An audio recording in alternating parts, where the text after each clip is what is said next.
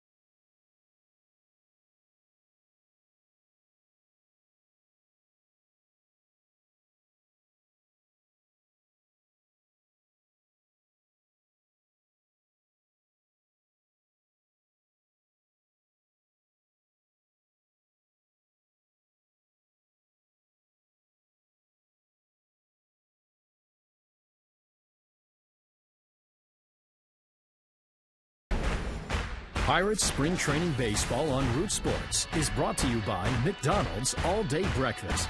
Breakfast has been liberated. By Bordas & Bordas, official legal partner of the Pittsburgh Pirates. Visit BordasLaw.com. And by Day Automotive. We're gonna make your day. Let's go, Bucks! Here we are with just 2 games remaining here at McKechnie Field in Bradenton. One more, that'll be on Wednesday afternoon against the Boston Red Sox. We'll televise that for you here on Root Sports. And then the team will head north following their game Thursday against the Tampa Bay Rays. Take on the Reds in an exhibition game at Victory Field in Indianapolis on Saturday afternoon, and open up the season against the Cardinals this coming Sunday. Garrett Cole, as we said, just his second official start, but he's been getting built up on fields over at Pirate City. But he says he's fine, no restrictions, just getting built up, and will probably stay, you'd think, here in Florida when the team heads north and maybe get one more outing in against a minor league club. As it stands now, he would be lined up, and this could change, but as it stands, he'd line up for the first game on the road against the Reds after the 3-game series against the Cardinals. Check out Paul Molitor's Twins lineup. Byron Buxton will lead things off, and it's Danny Santana, Miguel Sano. Last year, 18 homers, 52 ribbies in 80 games. Oswaldo Arcia, the designated hitter, with Eddie Rosario in left. Eduardo Nunez is the shortstop. There's a change there. Loke Banville will play first base. John Ryan Murphy behind the plate. James Beresford is at third base. So we'll figure out what that change is all about. Not that it's major news in spring training. Happens a lot. Take a look at Garrett Cole's numbers from last year. Yeah, numbers brought to you by UPMC, and what an impressive year for Garrett Cole. The ERA about just over 2.5, just short of 20 wins, 19-8, a 200 strikeout year, 202. Opponents hit just 239 against him. A heck of a year for Garrett Cole. That's going to be a tough one to top. 25 years old. Inflammation in the ribs got him off to the slow start. Check out the defense behind him. Sean Rodriguez getting the start at shortstop. Cole Figueroa is at second. John Jaso and David Freese on the corners. Matt Joyce, Antoine Richardson, Danny Ortiz in the outfield left to right. Chris Stewart behind the plate. You know he'll be Francisco Cervelli's backup. And Cervelli and Gregory Polanco and Starling Marte just being sure that they're 100% or as close to it before they get back on the field. They'll be fine. Here is Buxton. And ball one. Yeah, with Chris Stewart behind the plate, no surprise with the Cole pitching. Most of last year, especially the first half, he was catching Cole. Saw the numbers there from Buxton, the top prospect for the Twins. You see, this guy could do it all. Expecting some power from him. He has speed. He has an arm.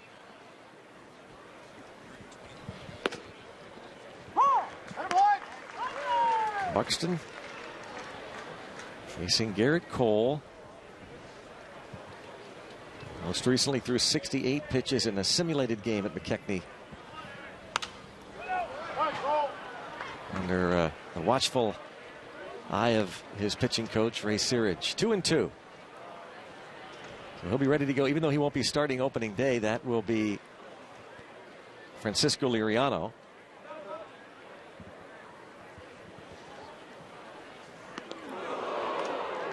And at 91, Buxton is hit by a pitch. Early on, fastball command issues for Garrett. He pitched just at 91 miles per hour. He wanted it inside, just got it in there too far.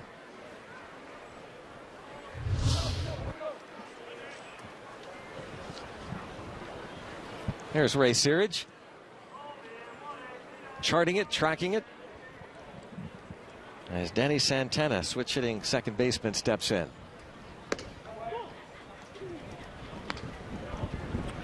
You would think, obviously, just a few pitches in here for Garrett Cole, but you think about pitchers, and as they build their pitch count and get ready for the regular season, you would think that the one thing that they would want to definitely get dialed in at.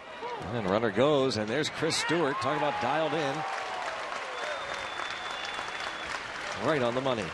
Well, that was an absolute perfect throw. It had to be a perfect throw to get the speedy Buxton. And a fastball up. Stewart in a great position to throw it as soon as he caught it. Put it right on the bag for Sean Rodriguez. And that, believe it or not, is just the second time that runner has been caught stealing against the Pirates in a dozen attempts this spring. So you were saying, John, about what you'd like to be. Fastball command. Yeah. You would think that that's the one thing. I mean, you might not feel great with the breaking ball or the changeup or whatever secondary pitch, but you want the fastball command. I would think you'd want the ball to go where you plan on throwing it. Jaso off the bag will lead Cole, and safe. Santana took nothing for granted there.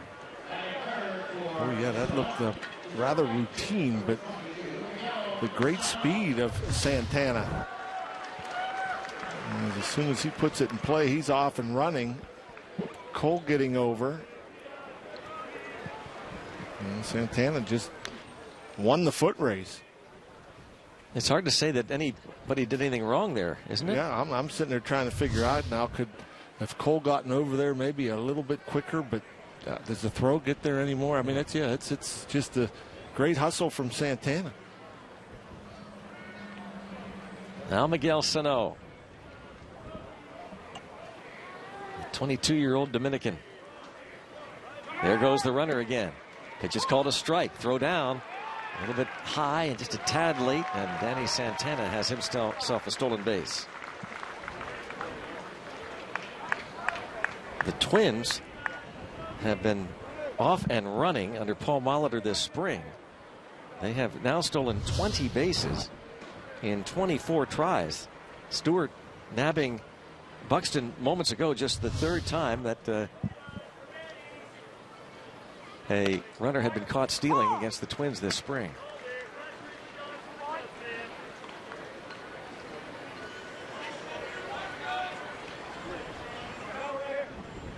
One thing you think of when you think of Paul Molitor, what a great hitter he was. A long career, 3,000 plus hits.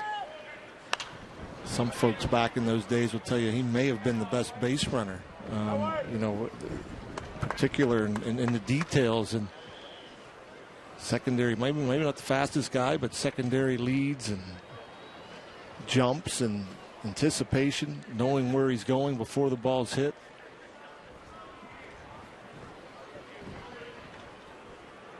Oh, 0-2 on Sano, and pickoff try. This time it's Cole Figueroa over there at the bag.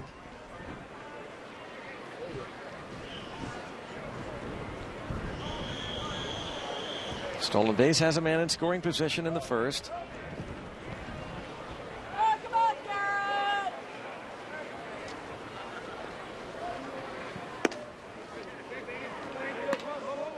Missed to Sano.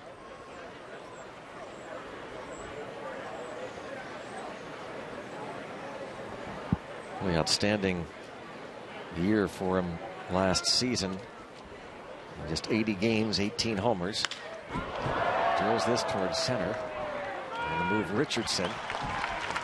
And the runner will tag and reach third base. 2 outs. So Sano lines out to center. Santana to third, 2 away, and Oswaldo Arcia will come to the plate. Richardson looked like he lost some footing. That's some aggressive base running there with the second out being made in left center field. You don't very often see that, a runner tag from second and go to third. But that's what Santana did. And hard to say if a perfect throw would have gotten him, but again, Richardson slipped as he got rid of it.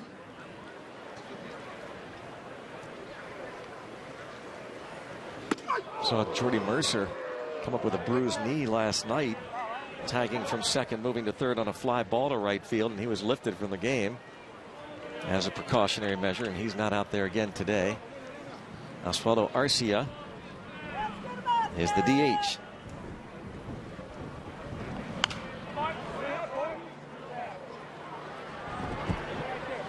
One ball and 1 strike. Garrett Cole.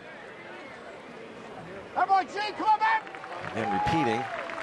I think Stan would start the first game against the Reds.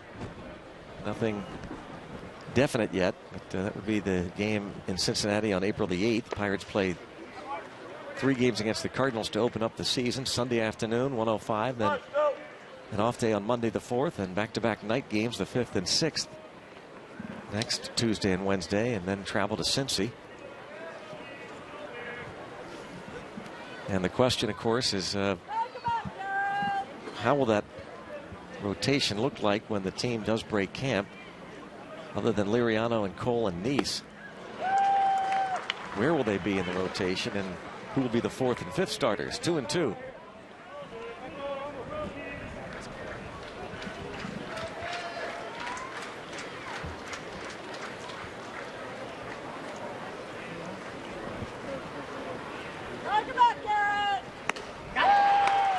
takes care of him. 95 from Cole.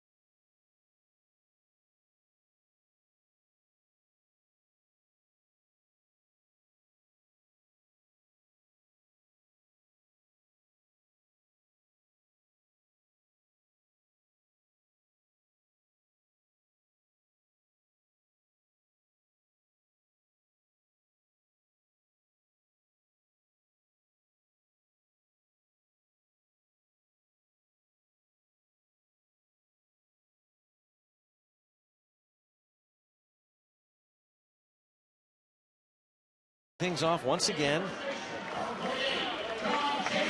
Figure we'll see that on Sunday. And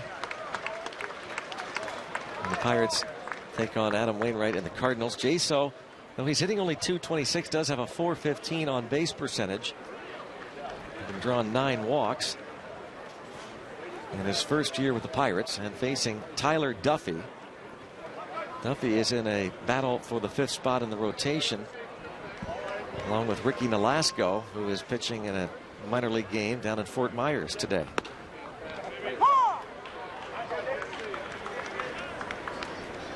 Duffy up for the first time in the big leagues a year ago. A 5-1 record, 3.10 ERA.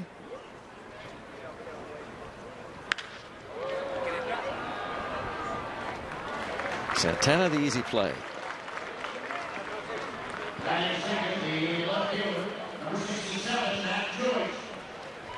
One down, it brings up Matt Joyce to face Duffy, the 25-year-old from Houston. He was a 5th-round pick 4 years ago out of Rice University. Not an overpowering guy, you know, fastball, average, low 90s. Slider, pretty good curveball, occasional change. And Joyce digs himself a hole, literally, trying to get comfortable.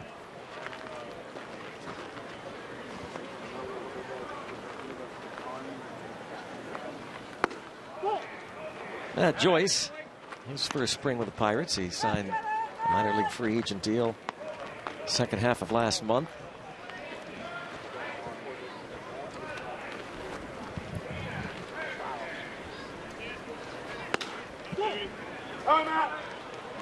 Two balls, no strikes. Duffy this spring. Grapefruit League action, 8 2/3 innings. He's given up 6 runs. He's walked 3.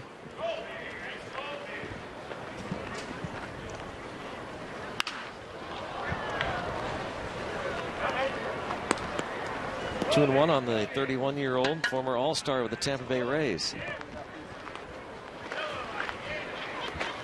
Not completely healthy last year when he spent the 2015 season in Anaheim with the Angels, hit just a .174. Like his former teammate with Tampa Bay, Jaso, Joyce has drawn his fair share of free passes, having walked 8 times this spring. He's hit a couple of home runs.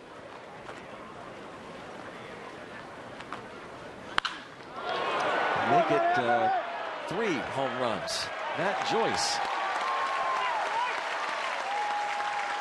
looking as though he's got the inside track. And really, when they signed him, they had this in mind that he would be a left-handed hitting extra outfielder, and he crushed that one. Previous fastball was clocked at 90 miles per hour and was pretty much right down the middle. Joyce a little bit late with the swing, fouled it off the third base side, so they tried to come back at him again with a fastball. This one left down the middle. Duffy wanted it away, and Matt Joyce wasn't late on this one. Right on time, and no doubter.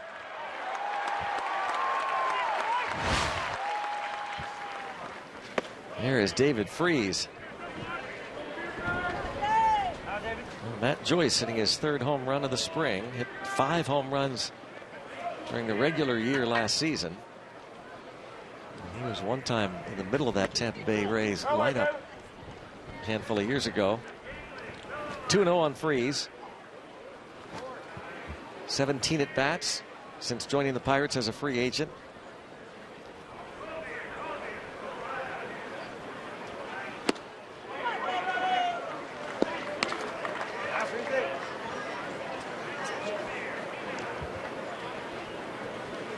Tyler Duffy.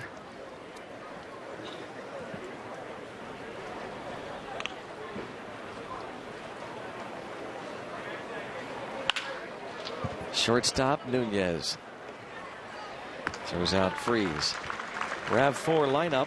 We've seen Jaso, Joyce, and Freese. And coming to the plate, the cleanup man and the DH today, Michael Morse. Sean Rodriguez will follow, then Cole Figueroa, Chris Stewart, Danny Ortiz, and Antoine Richardson. Well, they go with the DH today to get Morse some at-bats because he has been dealing with a hamstring issue over the last handful of days.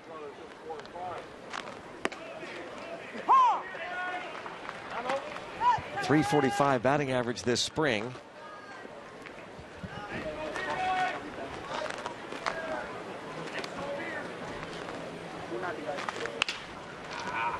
Should be easy for Nunez. Well, home run for Matt Joyce. As the Pirates on top after one here at McKechnie Field. The Pirates.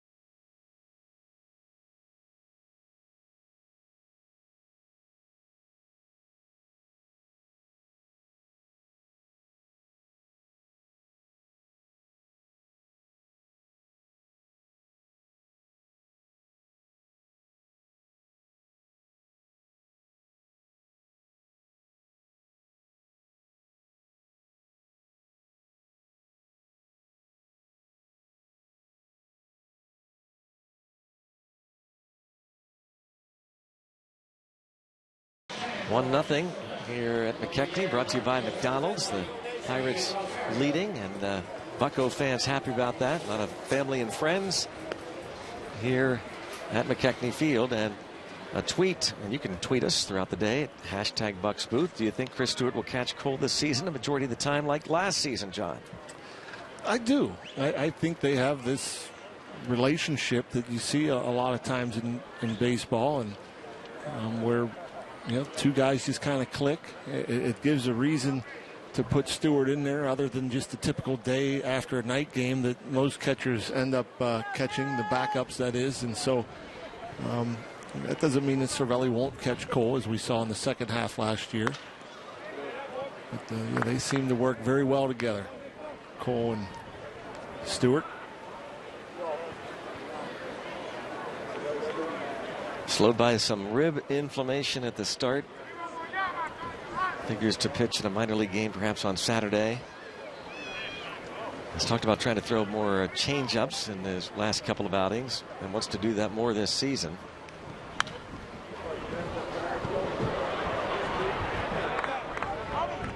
That actually looked like the change-up there.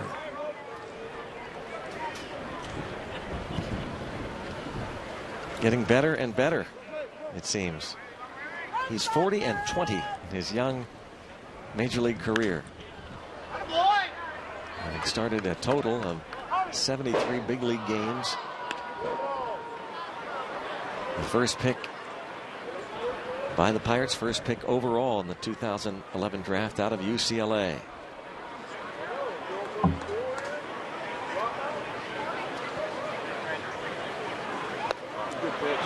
Nasty curveball right there. That's the one thing I think it's impressive about Garrett Cole is, in his young career, certain days he'll go with the slider more often, certain days the curveball, and he's not afraid to mix in all of his pitches. He'll throw the breaking pitches for strikes when he needs to. He'll throw them for balls to get chases. And some days he's more confident in the fastball, the two-seamer. He'll go to that when needed.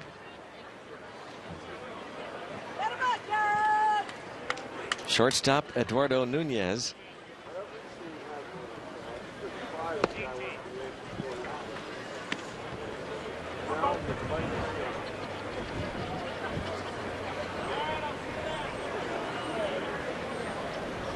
Attaboy! One ball and one strike.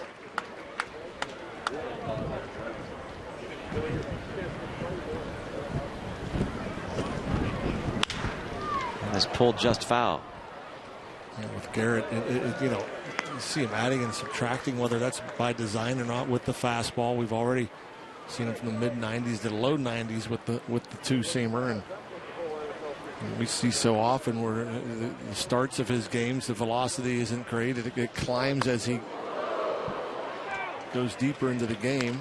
As that pitch climbed up and in to even the count.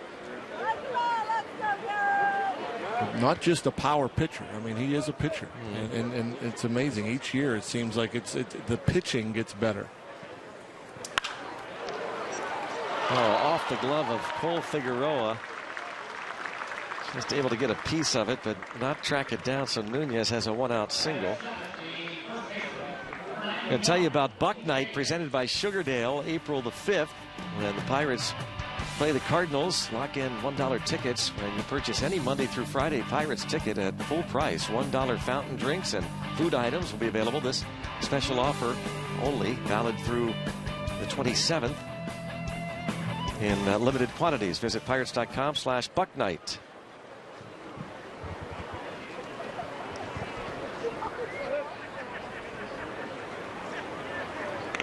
DJ Hicks at the plate.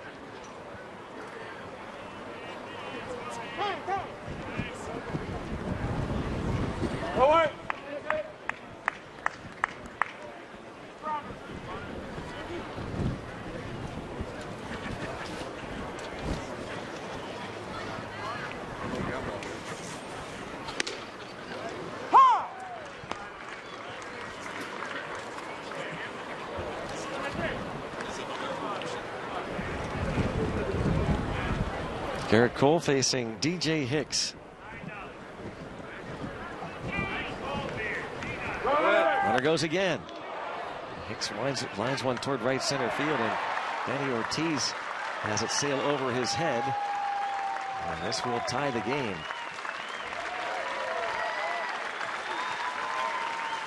DJ Hicks out of the University of Central Florida. Orlando native doubles into right center. I actually thought that was going to end up in an inning double play as the ball was hit right on the button. The line drive looked like it was on its way to hooking back to the right fielder Ortiz, but just a little too firm. Hardly hit, got by him.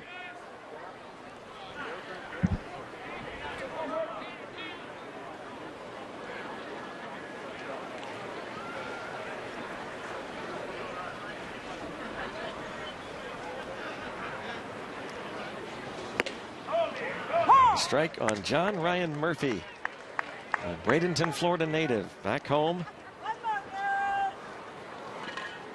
24 years old, originally drafted by the Yankees out of the IMG Academy here in Bradenton. Let's go.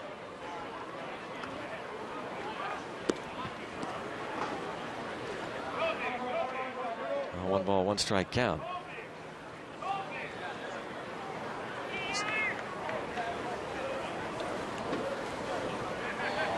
Relaxing behind the stands. Look out now. Those foul balls get back there. Attaboy, come on, man.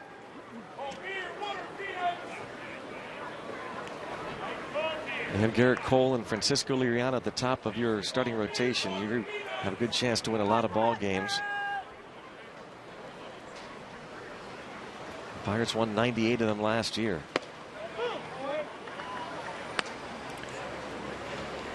Such impressive work. We talked about it so much. I think this year, if they're going to get to that number, I think they're going to have to win more games in the division. That was kind of one part. It's kind of amazing they won 98 games, given the fact that they did not have a winning record in the NL Central.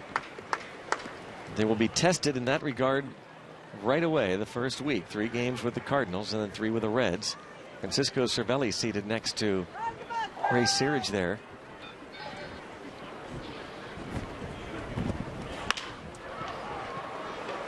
Danny Ortiz will come in on this one for the second out.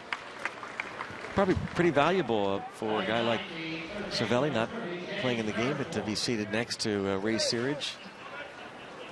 Talk about sequences, and in this case, Cole out there, what he's trying to do. And I'm sure, with the pitchers and how much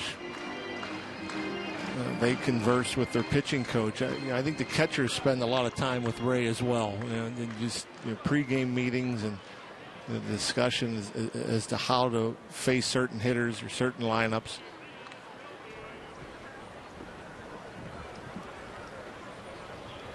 James Beresford at the plate takes a ball. Just an unusual and neat sight there to see a starting catcher. Not in the game, but relaxing right next to Uncle Ray. And watching Chris Stewart.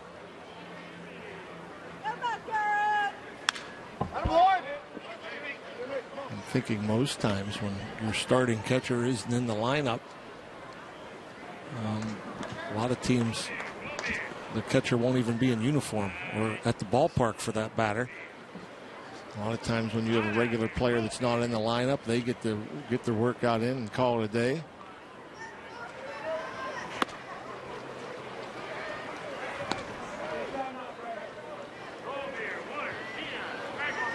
Cervelli looking to have another strong season. What a great addition he was. One of the top catchers in all of baseball. Long run for Joyce. Well, he'll get there in plenty of time to make the catch. But DJ Hicks doubles, bringing home Eduardo Nunez 1-1.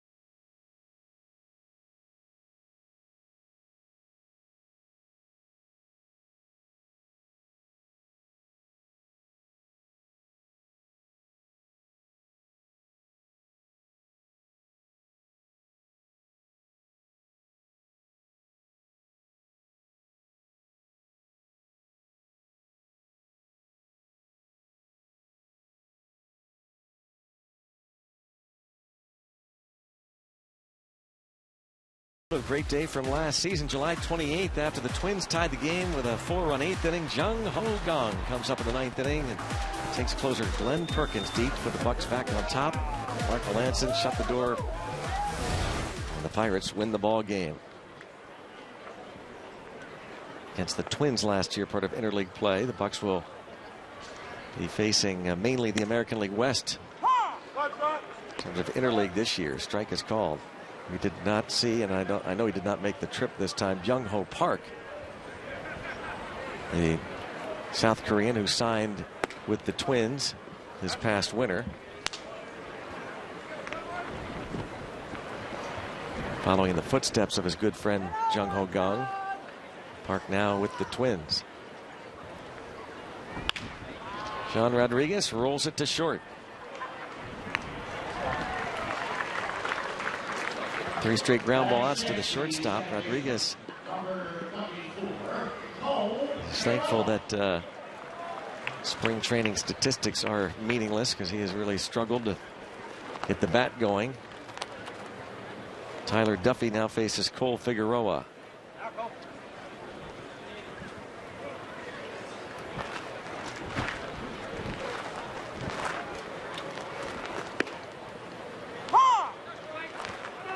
Figueroa hitting .268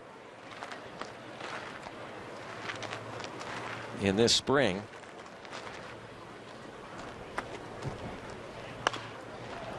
He is trying to convince the Pirates to put him on the 40-man roster and join the team next Sunday. Looking to make an opening day roster for the first time. Spent most of last year at AAA Scranton with the Yankees organization. You saw those numbers at .292 in the minors. Dribbler John Ryan Murphy, strong defender, throws out Figueroa.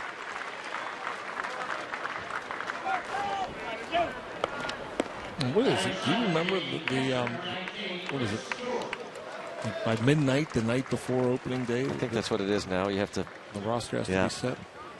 And Neil Huntington telling us yesterday on his radio show that is probably what it's going to come down to. Very, very likely the last moment before they set that 25-man roster. They still have some decisions. One thing we know, Jared Hughes is going to wind up on the disabled list, which opens up a second bullpen spot.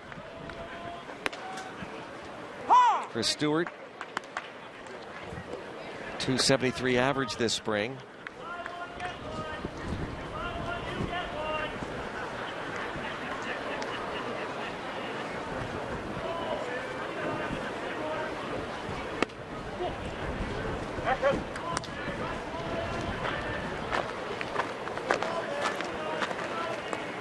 Stewart, just the perfect backup in terms of just the preparation, the consistency.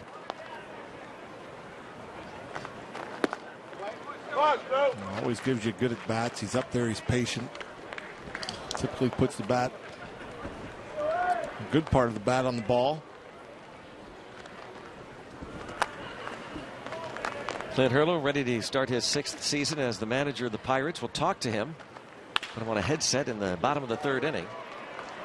Eduardo Nunez has been busy. 1-2-3, 1-1 game.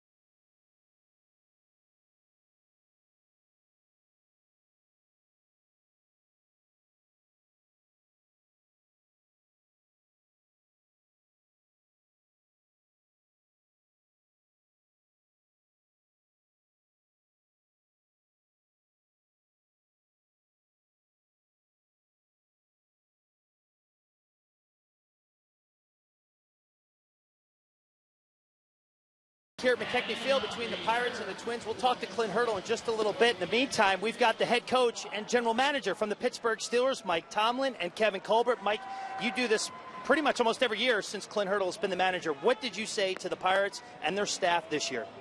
Well, just a little pearl of wisdom, hopefully. I talked about being in this element of team development and appreciating where you are right now.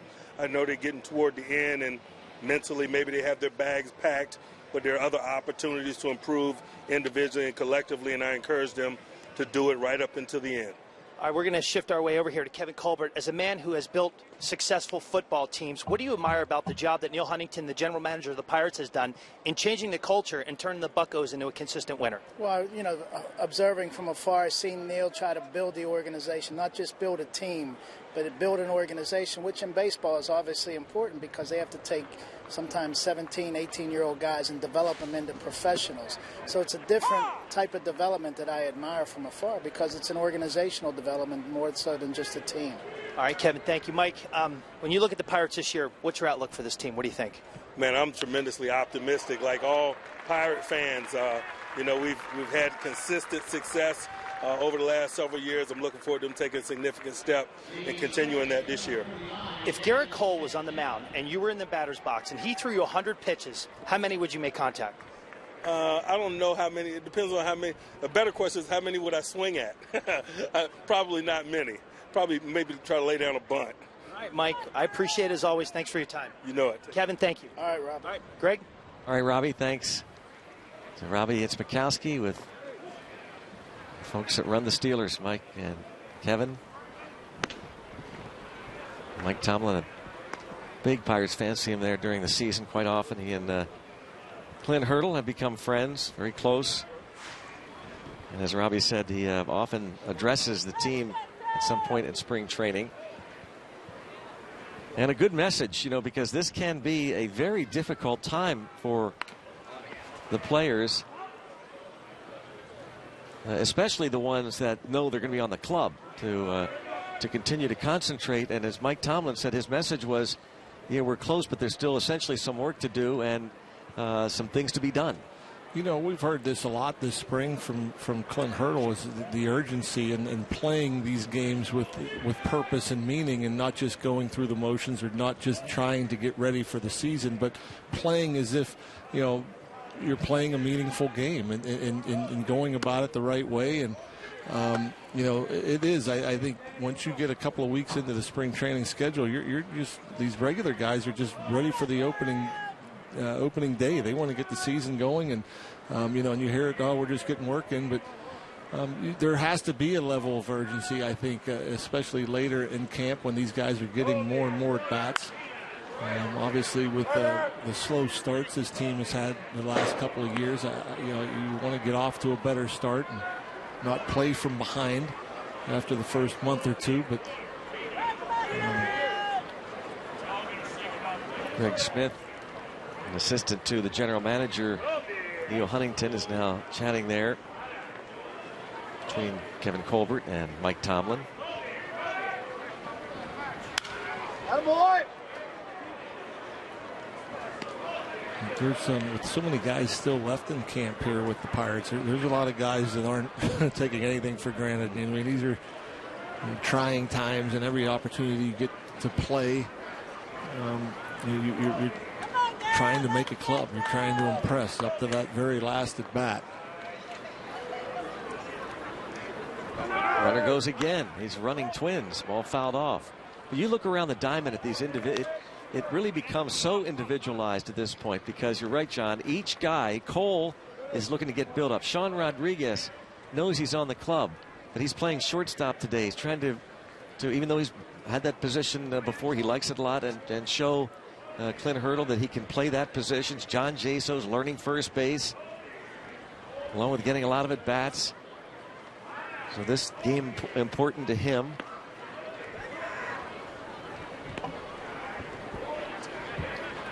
And I think John Jaso, you know, with that work at first base, I think he wants to be challenged more. I think he wants more opportunities to make some plays that he hasn't seen yet live in a spring training game. Plays that he's inevitably going to see during the season. Chris Stewart has worked with Cole in the past, but if Cole's looking to do some new things, there's David Freese, who just joined the team late, so he's looking to get baseball ready.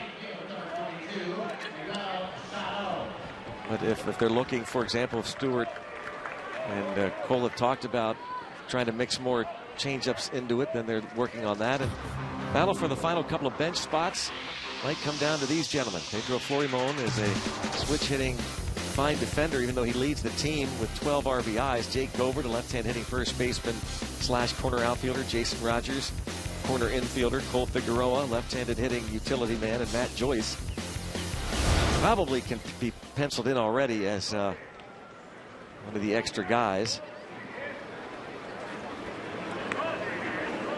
Cole Figueroa has played short, third, second today, and left field a couple of times this spring.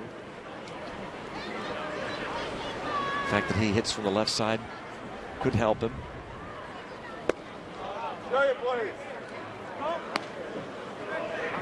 What was that? And the rotation. Liriano opening day this Sunday. And who pitches game 2 against the Cardinals? Could it be John Neese? That is Tuesday night, a week from tomorrow, the first night game at PNC Park. And then Wednesday, the 5th, will be interesting because you have Jeff Locke, the lefty.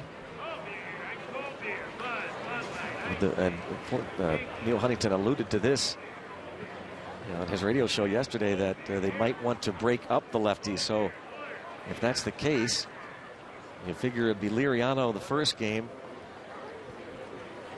Neese the second game. You wouldn't see Locke Wednesday. Then it comes down to perhaps Juan Nicasio, Ryan Vogelsong. Again, the opening series begins April the 3rd. The Cardinals come to town. Opening day is next Sunday. The series continuing after the off day Monday the 4th, Tuesday and Wednesday night, 7:05. Go to Pirates.com. Get your opening series tickets. Be on hand. See the Buccos and the Cardinals. You knew their rivalry. What a battle it was all last year. Really some of the best baseball anywhere was at PNC Park when the Pirates and Cardinals met.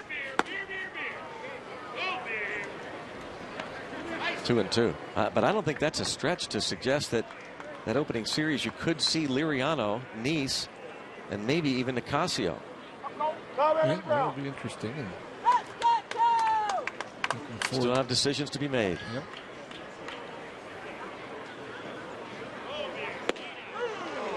Strike 3 call.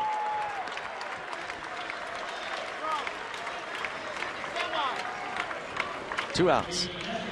Sano didn't seem to agree with the call. Good breaking ball from Garrett Cole. Check out the location. And, yeah, I think Sano thought that pitch was going to break off the plate, but it looked like it stayed there right on that outside edge.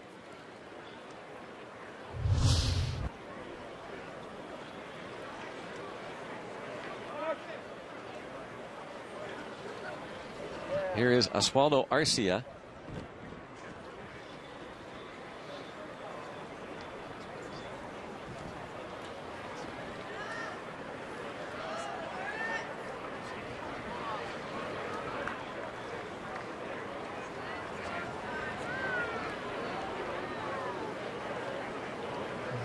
Buxton hasn't attempted to steal the last number of pitches. I would assume that he'd be going here any moment.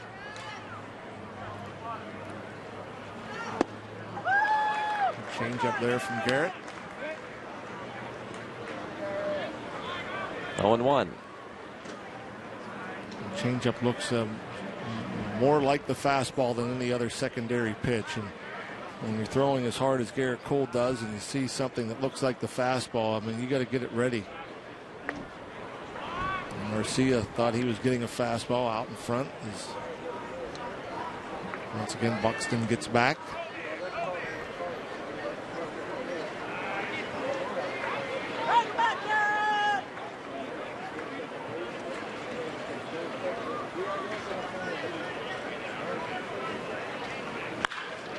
is hit hard to right field. Slams off the fence. The runner going to be waved home. And scoring is Buxton. He can fly. Double for Arcia off the fence and right, and a 2-1 Twins lead. Boy, and that looked like another changeup, and this time it looked like Arcia was sitting on it. I think it was a better location than the one he was out in front of. Wow, actually, that cut across more middle of the plate than I thought, but watching live, looked like Arcia went out and got it. Hit it right on the button, just a few feet from a 2-run homer.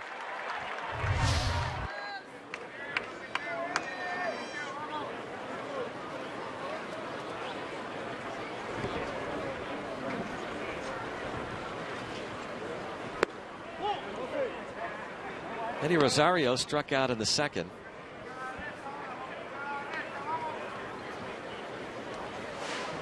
A 24-year-old Puerto Rican native, 4th-round pick in 2010.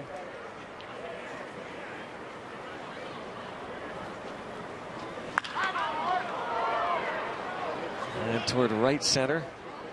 Richardson, the center fielder, will make the catch. We're going to talk to Clint Hurdle in the bottom of the third. 2-1 Minnesota.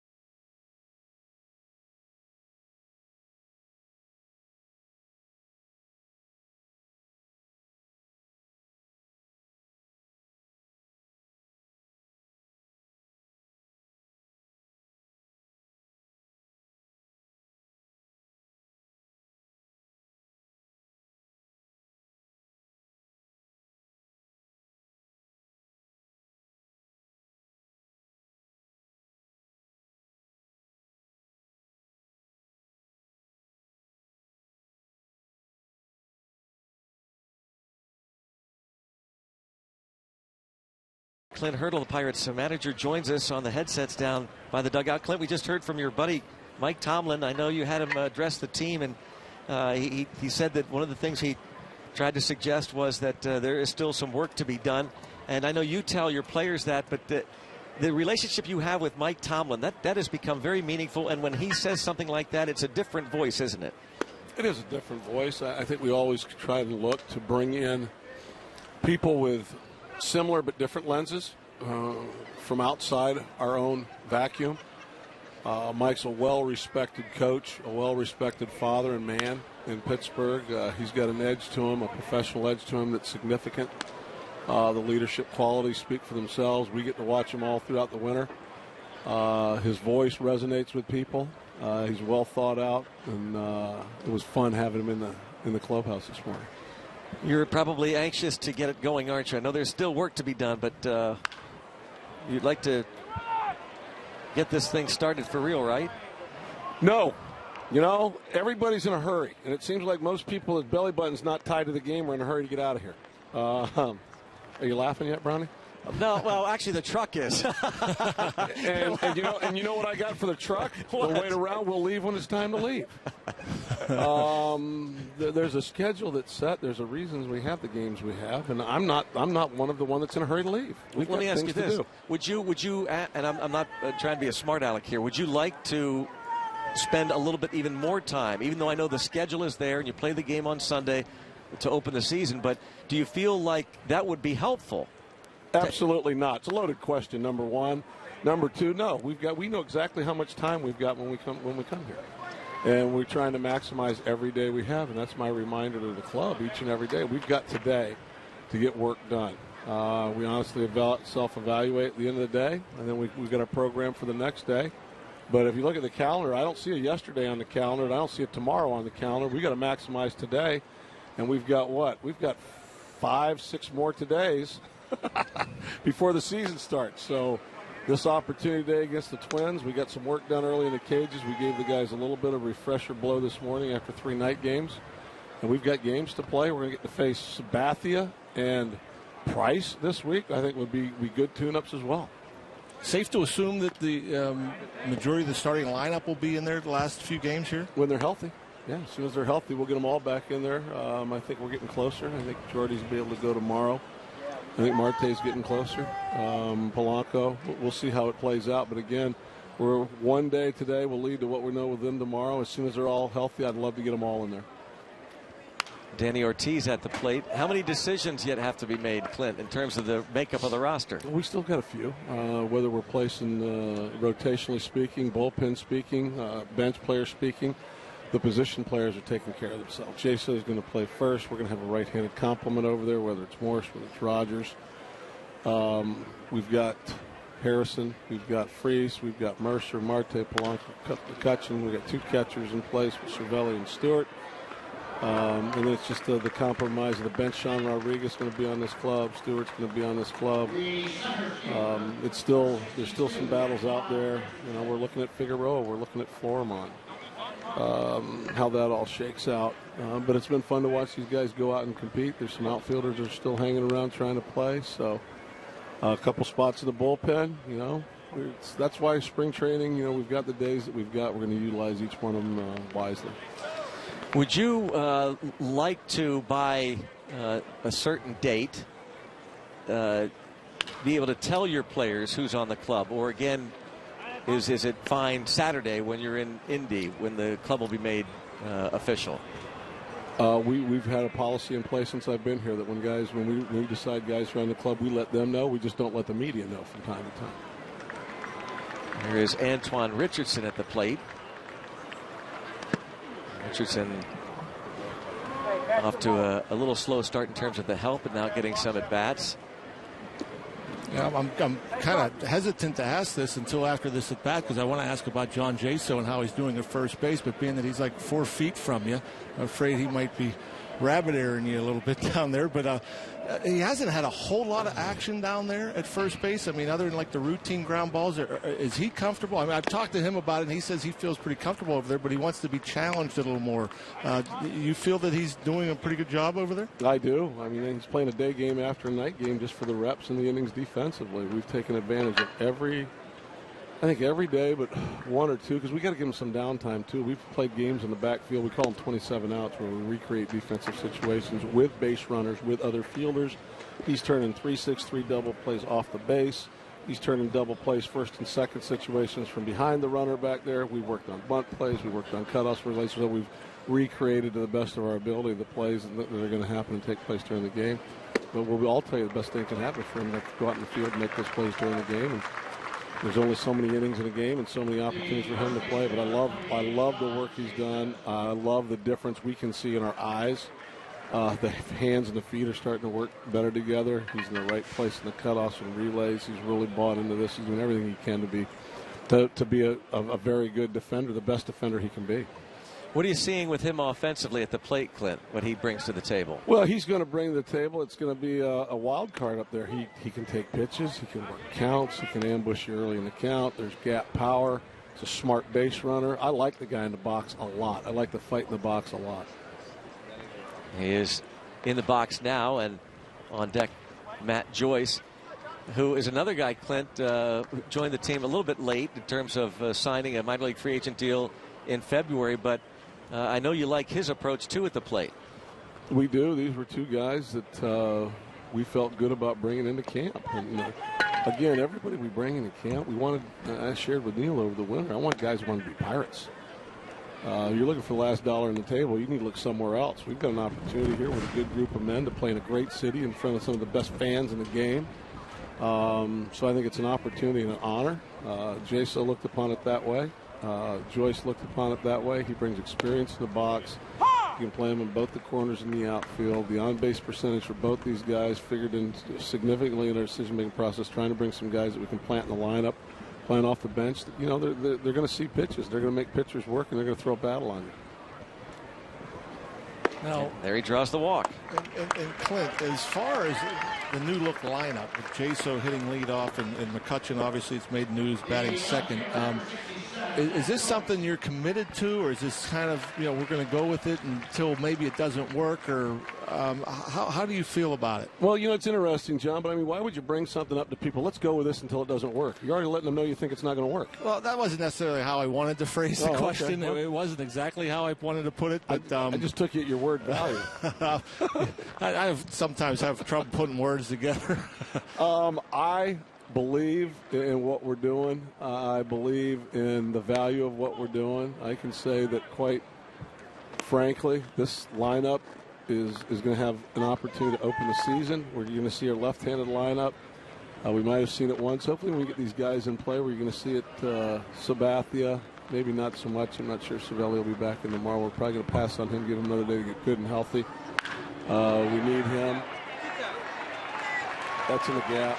You want me to do a little color work? Joyce going to score. Sofield's wave. That's an aggressive wave. Here's a play at the plate. We're safe. He missed the tag.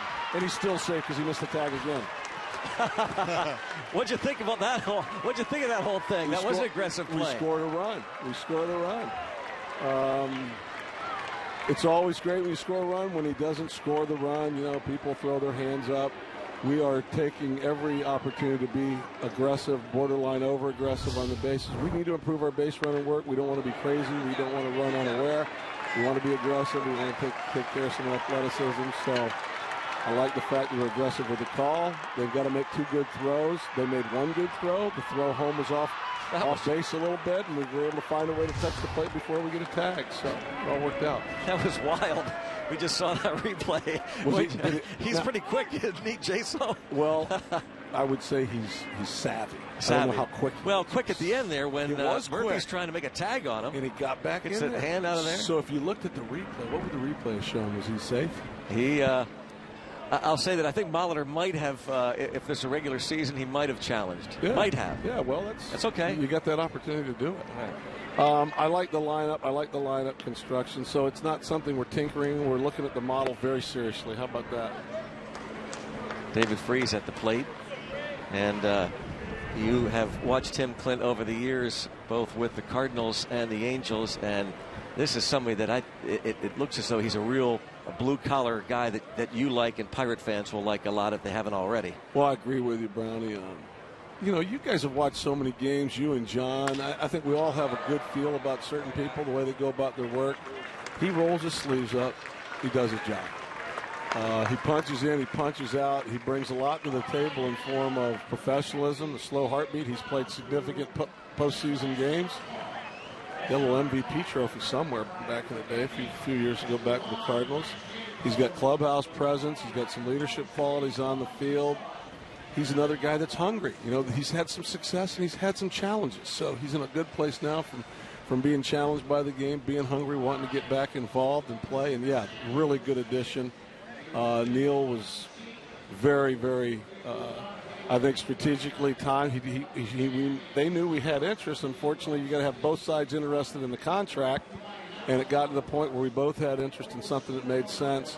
We're happy to have David here.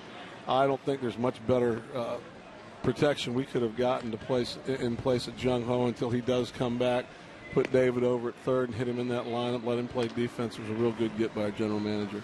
Clint, thank you so much for spending some time with us. Really appreciate it, and we really are. We're looking forward to Sunday. I know we have work to do, but we are looking forward to Sunday. Yeah, it'll be fun on Sunday. Have fun today. Clint Hurdle, the Pirates skipper, with us as the Pirates, as he was doing the play-by-play, get the double from Joyce, who's hit the ball hard twice, and scoring Jaso from first base. So a 2-2 ball game, and you know, Clint is such an interesting guy. First of all, we think he's the best manager in baseball, and that has been proven in terms of the award itself, but he's finished in the top 4, I guess, since he won the Manager of the Year in 2013. But, that's what he tells his players when we ask him about he's anxious to get out of here. Those words are exactly what he is telling the players hey, our bellies are tied to the game, and so there is some work to be done, as Mike Tomlin was saying, and so he's not anxious to get out of here. There is work to be done, even though opening day is coming up quickly. I think he's made it clear since he's been here that we're going to worry about today, and we're not going to look back at what the history of the club and whether it be it good or bad, or how good the record was a year ago, or the expectations for this year. I mean, they want to go out there and prove on a daily basis, that they're going to come out and beat you and play as hard and be as prepared as anybody else. And he tries to keep it simple in that respect, at least. But some decisions yet to be made. Nunez. Eduardo Nunez pops it up. John Jaso makes the aggressive call. One away here in the 4th. And Jaso, those dreads. Andrew McCutcheon cut his a couple years ago. Now John Jaso brings them back to the Berg.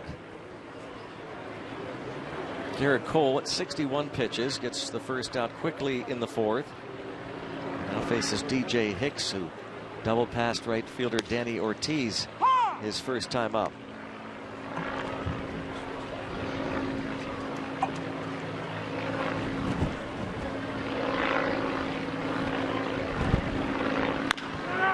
And Jaso makes the play. And catches the pop out in foul territory and makes easy play on the bouncer. Today's Barrel Automotive League leaders stat, where Garrett Cole ranked in the National League in these categories last season. He was tied for 2nd in wins with 19, 5th in ERA, 10th in strikeouts, 4th in home runs per 9 innings ratio. He's find his name top 10 in many of those pitching categories, including those.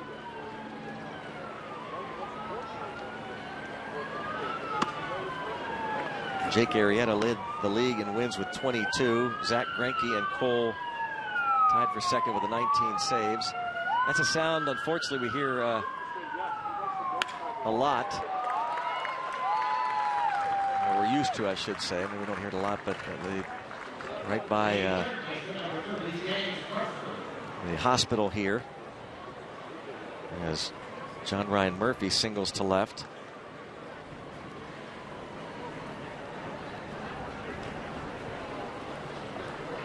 Strikeout leader in the National League last year was Clayton Kershaw. Just taking a look at some of those other categories we mentioned. Coming your way from Bradenton, Florida. There's a line drive, base hit.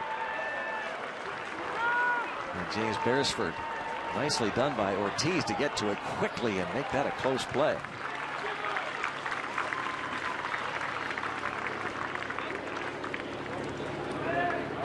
Pretty good job of getting there and getting rid of it, and pretty good accurate throw there to second base as well.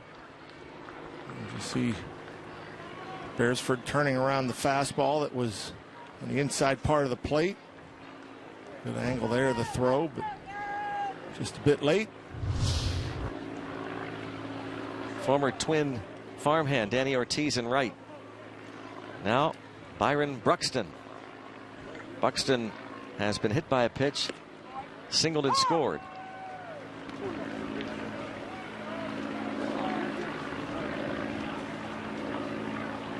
The first pick and the 2nd choice overall in 2012 by the Twins. First rounder.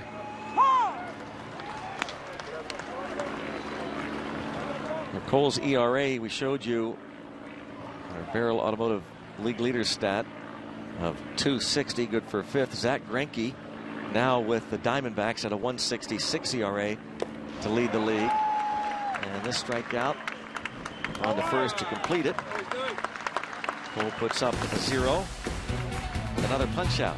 2-2 ball game.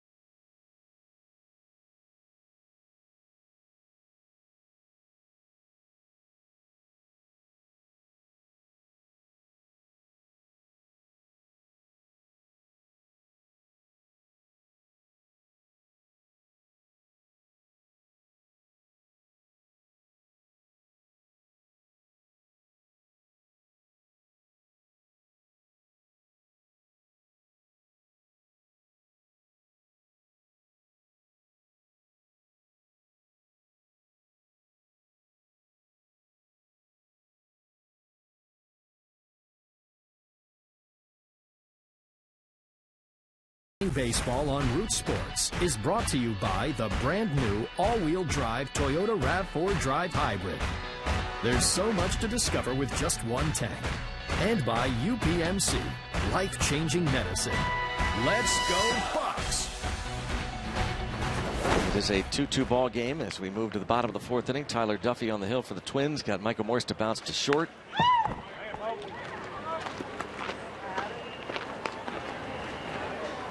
Winding down spring training. One more game to be played here at McKechnie. That is Wednesday against the Boston Red Sox, and here on Root Sports. Now there are 2 more games this week besides that one. You heard Clint Hurdle mention CC Sabathia going for the Yankees tomorrow. A game in Tampa.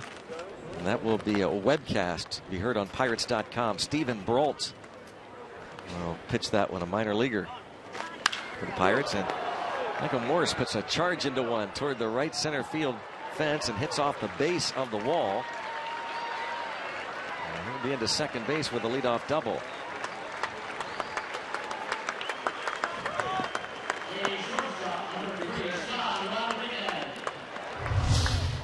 Boy, I tell you, when he gets those arms extended, they tried to go inside, left down the middle, and they'll hit it as hard and as far as anybody. And we talked earlier about a hamstring soreness, so not going too hard. Morse just taking it easy, still able to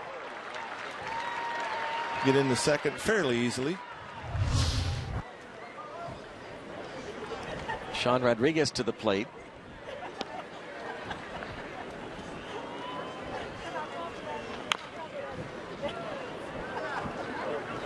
See how Rodriguez approaches this at bat. Bounce to short in the second.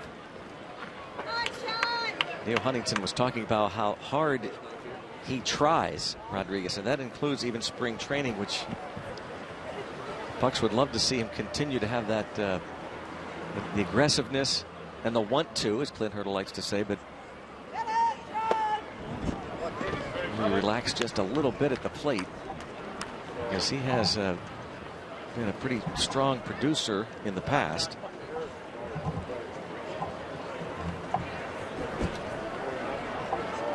Now 30 years old, a Miami native, Sean Rodriguez.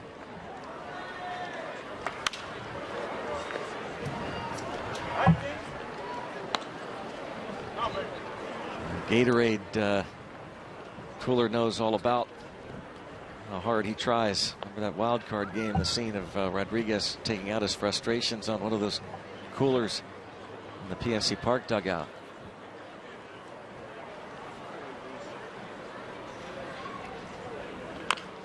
You know, guys like Sean Rodriguez that doesn't see a whole lot of playing time during the season. Usually these guys get a ton of at-bats in spring training. He hasn't had a whole lot. He's just 4 for 20 on the spring with a few walks. It'll be interesting to see how much more playing time he gets this last week.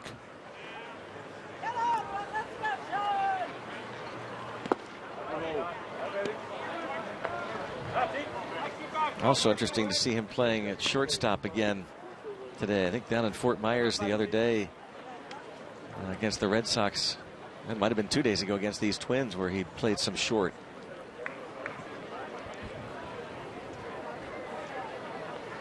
Because where will the Pirates go with the extra players? Let's assume that Matt Joyce is on the club. Then that leaves 2 more position players available, and that will not move the runner. 1 out. MLB.TV Premium, everything you have come to expect and more. New low price for 2016. Watch every out-of-market game of all 30 teams live in true HD on over 400 supported devices. Blackout and other restrictions apply. Visit MLB.TV for details.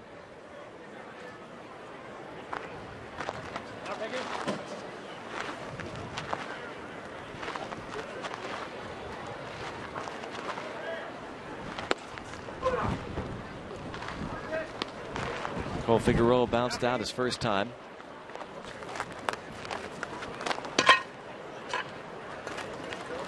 So are Cole Figueroa and Pedro Florimon, it would appear, similar type players, kind of battling for one of the spots? You have to wonder. And again, if Rodriguez, if Figueroa and Florimon don't make the team, then Sean Rodriguez is essentially your backup shortstop. And so he's going to need some reps there, and he's comfortable just about anywhere out there, and I'm sure he probably likes playing shortstop as much as anywhere else, but still you want to get used to it and get your reps in over there.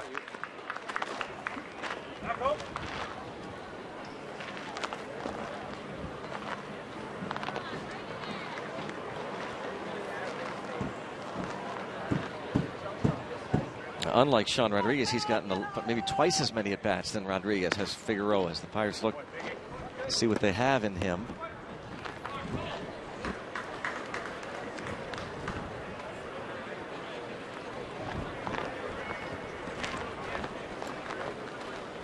Native of Tallahassee, Florida, 28 years old.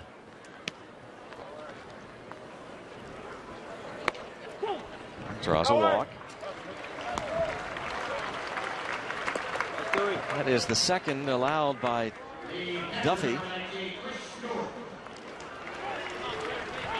Paul Molitor has to make the decision. He knows that Irvin Santana will be his opening day starter against the Orioles. That is a Monday, a week from today. And Kyle Gibson will be the number 2 man in the starting rotation for the Twins. Phil Hughes, Tommy Malone. And then is it Tyler Duffy or Ricky Nolasco for the 5th spot?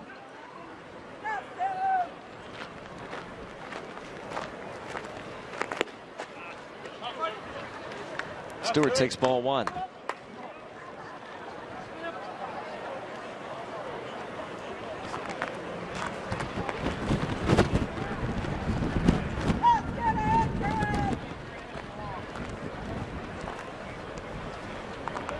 Top of the 3rd inning, that backswing by Eddie Rosario looked like it might have clipped Chris Stewart on his back of his hand. He's okay as John Ryan Murphy calls time with 2 straight pitches out of the zone to Stewart. I'm starting to think about this. Let's watch this again, by the way. That was at the top half of the 3rd inning. Left wrist. You were saying, John? looking at Stewart, Sean Rodriguez, assuming Joyce and Morse. So there's your 4 bench guys to start the year, which would be 12 position players. Yeah, I guess I didn't have Morse as a lock for some reason. I should, but it almost looks like they're looking at Morse and Rogers in similar roles. And that I don't know if it's 100% lock. For the Rogers is a little more versatile, and that's where you start wondering about when you look. Is Stewart not happy with that strike call? Thought it was off the plate, but with those 4 guys, and obviously they'll keep a 5th, assuming there's a 12-man pitch 12-man pitching staff. You almost have to have another infielder. That's Sean Rodriguez, essentially your only backup infielder, and you can't go with just one backup infielder.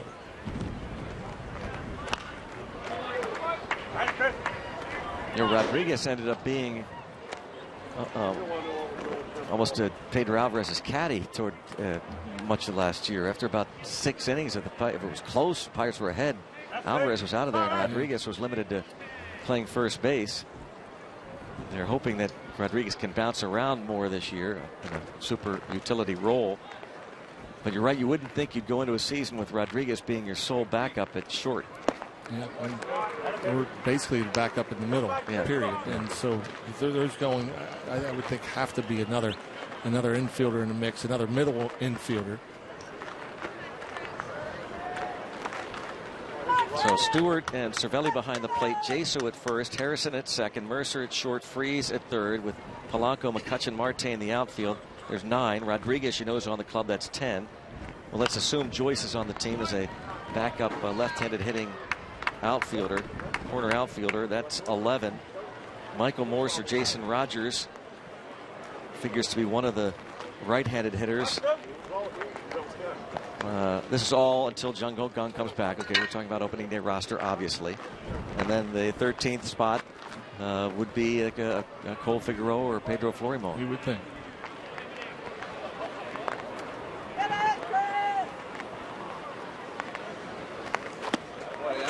Ball 4.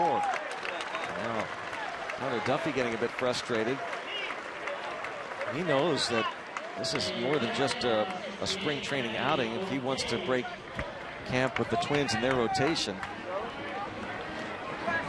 Neil Allen is the pitching coach for the Twins.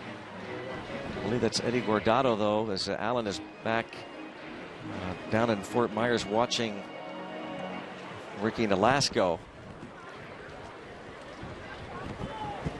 Used to call it Everyday Eddie Guardado. Hard-working reliever over the years.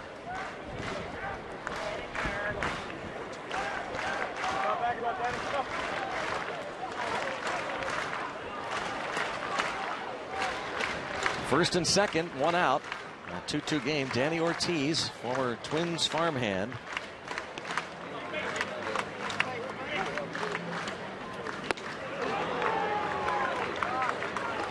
Good curveball there from Duffy. It's a pitch he goes to. That's if you have a strikeout pitch or a pitch you need to throw to get a swing and miss, that's the pitch Duffy goes to.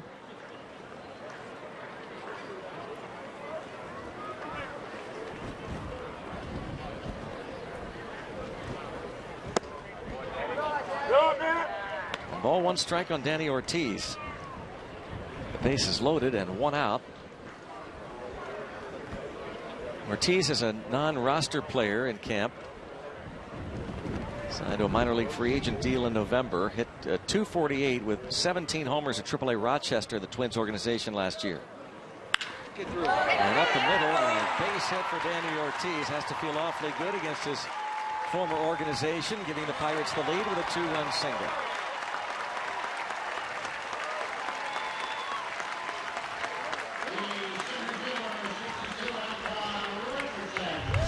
Not trying to do too much, taking advantage of the 2 walks. A fastball out over the plate. Stays inside it enough to hit it hard and just past the diving second baseman Santana.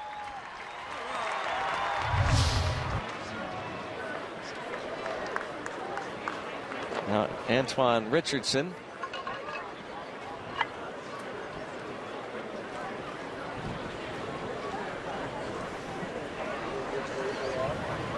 4-2 game. Richardson hitting left-handed against the righty, Duffy.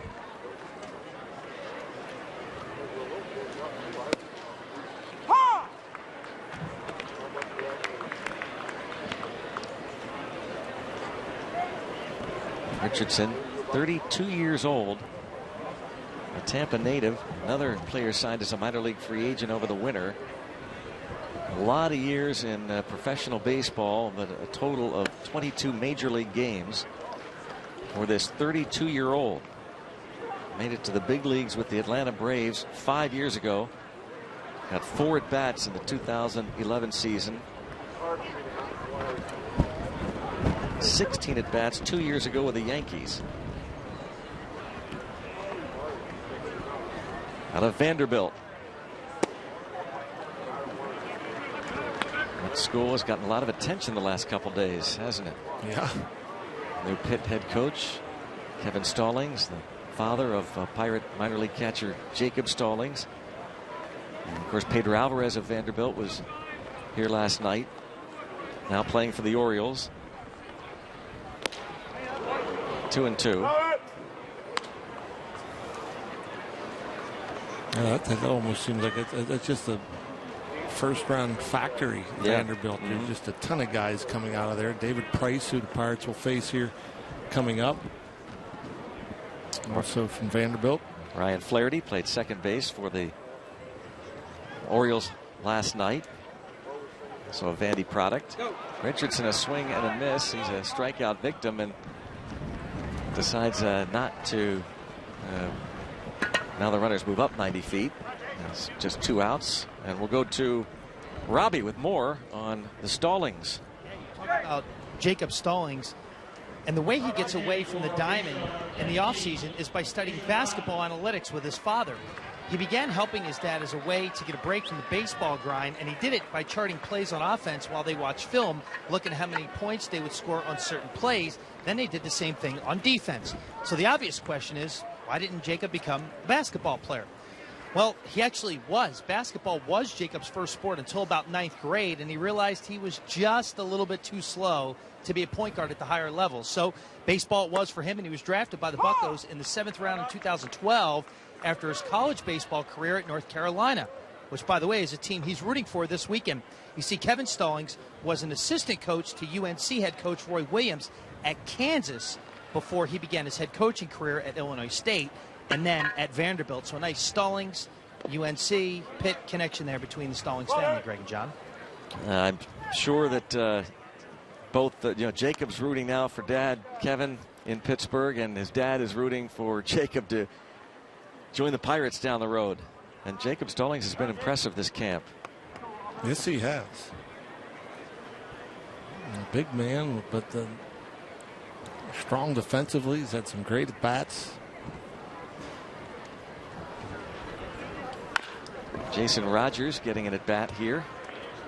Bounces out for the final out, but Danny Ortiz had a 2-run single off Tyler Duffy, and the Pirates now lead 4-2.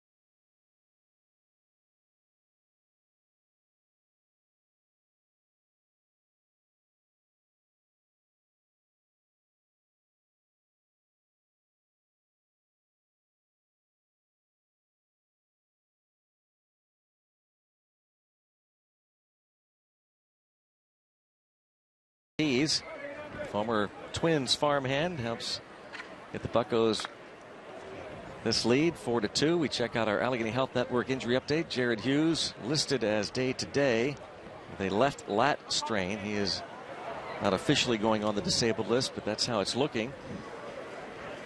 Looking forward to Jared Hughes getting healthy again and being a big part of what should be a very strong Pirates bullpen. Jason Rogers pinch hit and stays in the game to play first base.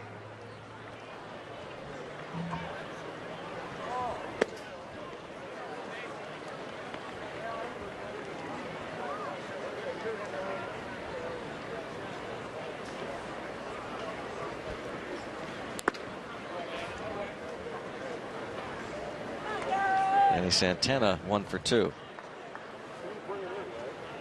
You're Cole frustrated after those last couple of pitches. Not going where he wanted it to. Danny Santana has a couple of hits off Cole. The right fielder, number 22, Sano. That looked like a pretty good pitch. Threw it in the spot Chris Stewart set up, and perhaps even a ball out of the zone, but nice piece of hitting from Santana.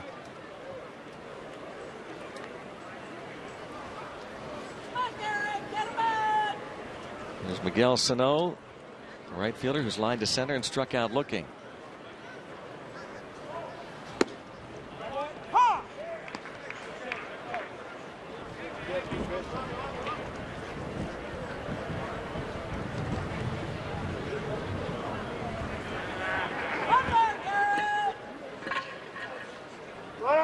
Goes Sano with a fly ball toward left center.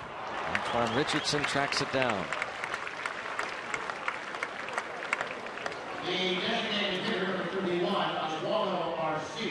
A big man there, 22 years old. Yes, he is, and with very impressive power. Even with the wind blowing out, you wonder, even when he mishits it, is he strong enough to get it out? Wind's been blowing out a lot this spring.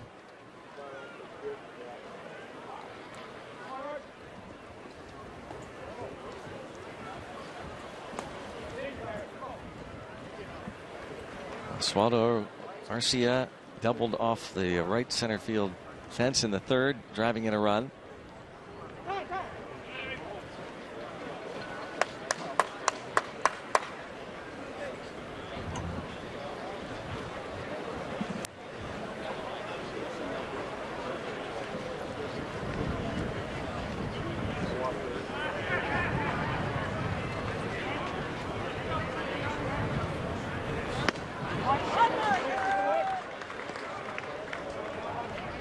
Coming at Arcia with a fastball there after throwing him a couple of changeups his last at bat.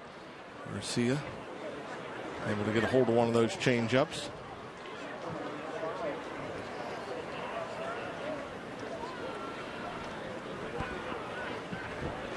And there goes again. Twins just keep running. Stolen base. They've got a couple of them. Santana 2 for 2 in that department. Byron Buxton was thrown out in the first.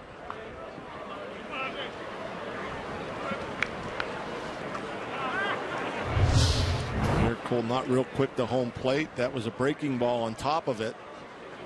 Santana the big jump. Easily beating the throw.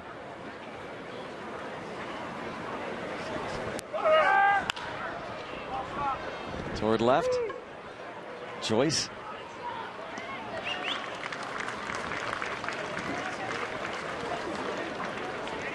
The left fielder, number 20, Rosario. Twins have now stolen 21 bases this spring among American League clubs. That's third. Texas Rangers have stolen 31 bases. Arizona Diamondbacks lead everybody with 32. And the Paul Molitor run Twins were down toward the bottom of the pack in the stolen base department last year. Freese going to stay with it. And Wynn making it tough, so he's not able to make the play.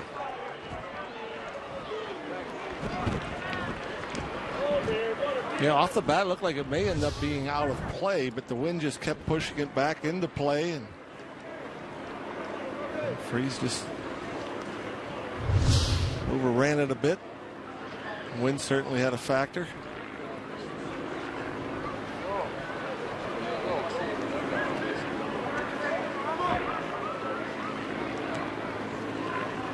No play.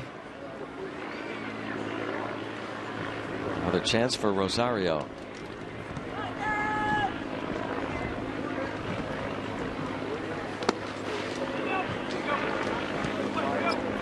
Garrett Cole now at 80 pitches. I assume this will be his last inning. Although knowing him, even in spring training, I'm assuming that he just wants to keep pitching. I don't think he ever wants to come out of a game. There's a minor leaguer over there, Montana Durapo. Dave Jouse really acted as the bench coach last year. Was not given the title. Does have that title now. He's talking with Clint Hurdle. Veteran baseball man there to Clint Hurdle's left, Dave Jouse.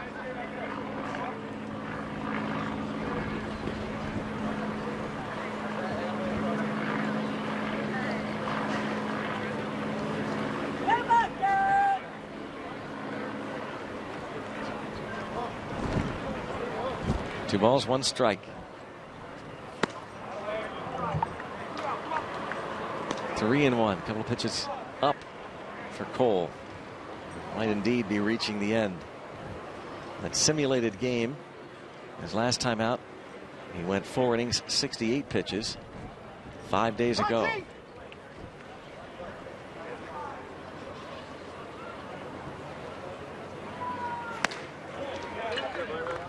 And that is going to be it.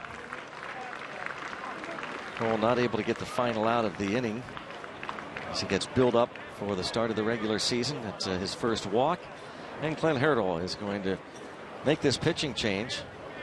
Cole's going to go 4 2/3 innings. Allow the 2 runs on 8 hits. And we will return to Bradenton and McKechnie Field.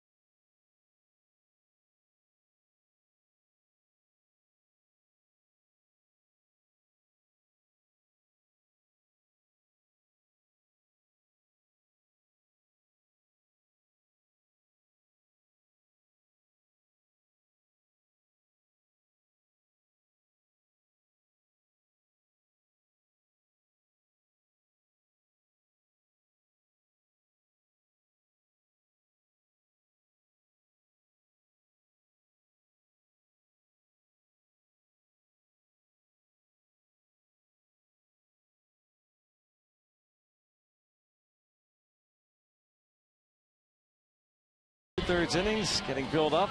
Will more than likely stay down here in Florida for one more start before joining the Pirates. And John looked like kind of typical Cole, didn't it? Yeah, the stuff's there, obviously, and you know there were times where he was throwing it where he wanted to, and other times where he didn't have as good a command. And most important thing, he looks healthy.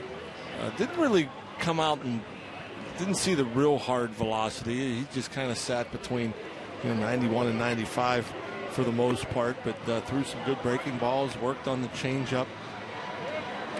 Probably not as sharp as he'd like to be, but still one step closer to being ready for the opening of the season.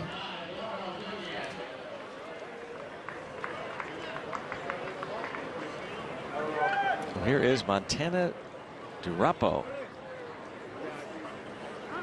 native of Deltona, Florida. Was a 32nd round pick a couple of years ago by the Pirates. He made it to 3 different levels in the organization. Started out in West Virginia, the South Atlantic League, and made it to high A ball down here in Bradenton. Spent most of his summer here last year. Did pitch in 2 games for the AA Altoona Curve. Those are as good a numbers as I've seen. I don't care where he pitched. That's pretty impressive stuff. 72 innings pitched, just 28 hits allowed. Only in his 2 years of pro ball has walked just 17 batters. So his walks to strikeout ratio is excellent.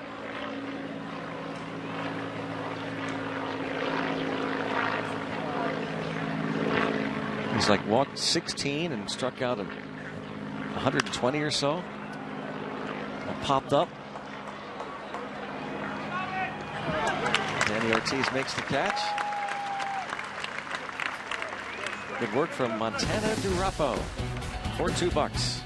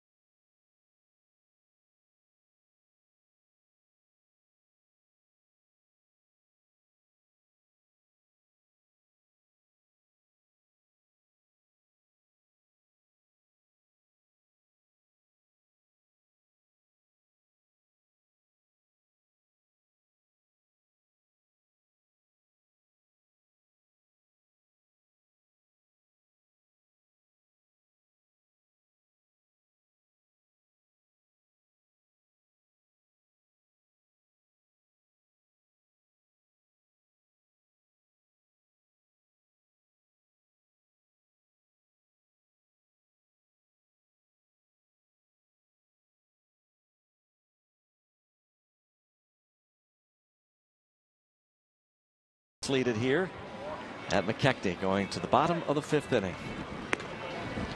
Finish up today, then travel to Tampa, a little bit north where we are here in Bradenton along the Gulf Coast. Take on the Yankees tomorrow. Back here at McKechnie, one final home game for the spring, hosting the Boston Red Sox, and then south to Port Charlotte to take on the Tampa Bay Rays on Thursday. Brandon Kinsler, the former Milwaukee Brewer, who signed a minor league free agent contract this past December with the Twins. And just 7 strikeouts and 22 in the 3rd innings, 4.43 ERA. Most of last year at Colorado Springs, the Brewers organization. Matt Joyce has lined a home run over the right field fence and lined a double to right.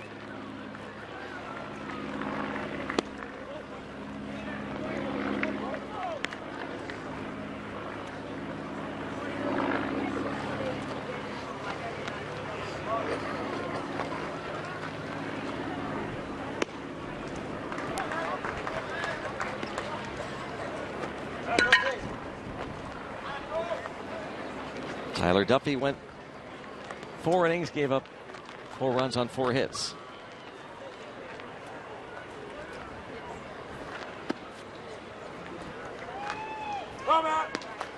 Matt Joyce out of Florida Southern College in Lakeland was drafted by the Tigers in the 12th round in 2005.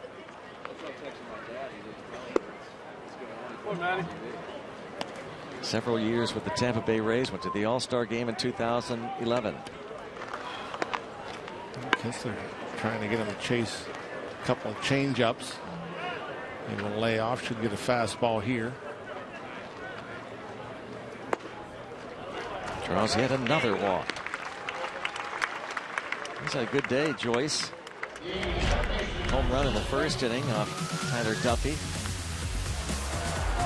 Hit that one right on the button. Fastball down the middle. His third home run of the spring. And this RBI double, his next at bat in the third inning.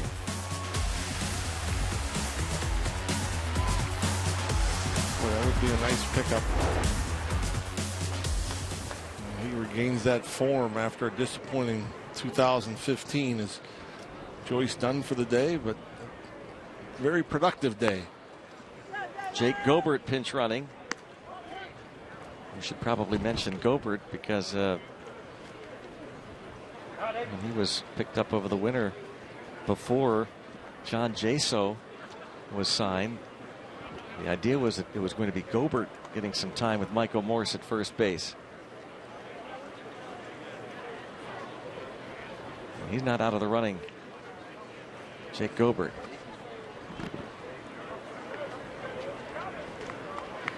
Let's go, man. David Freese has bounced to short and lined out to center.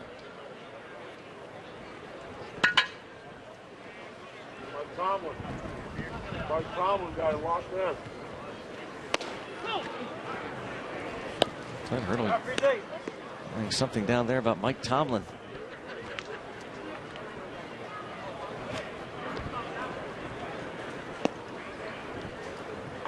Two and 0.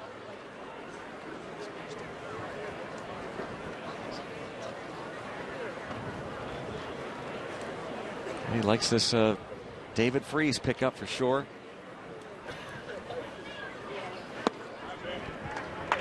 Three and 0. He throws 8 balls in a row. Kevin Colbert, Mike Tomlin, and Greg Smith is there. I think you need to go in there and be ready to hit the 1-1 situation. 1-6-1 zone. They're bang.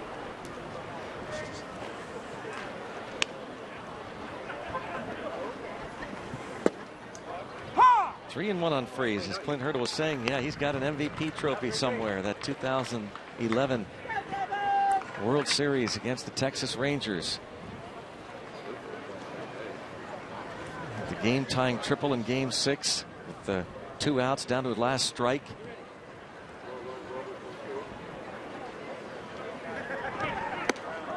Ball 4. And he won it. A walk-off home run. Hometown kid.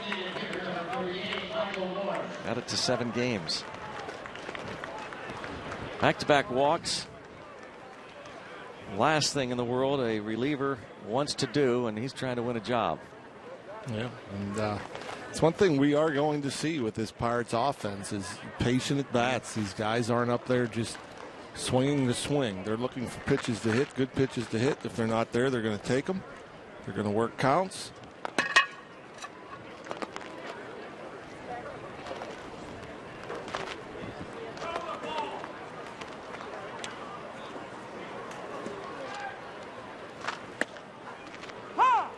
Couldn't get the fastball over, so goes with the breaking ball.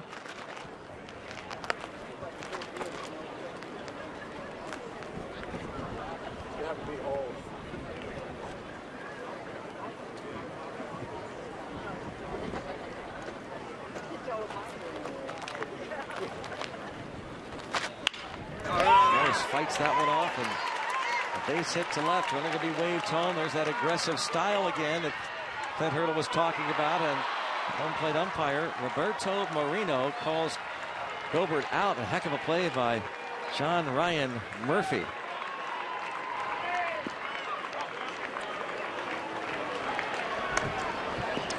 Typically in a game like this, maybe with 1 out, you don't try to send the runner during the regular season, but obviously spring training and just getting a read for what you have in terms of speed and how well the guys run the bases. You're going to be more aggressive.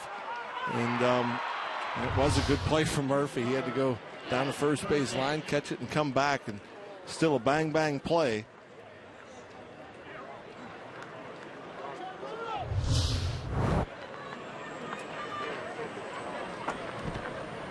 Boy, that's a pretty good call there, as that was as close as it gets. But with nobody out, you're probably not going to risk making that first out at home.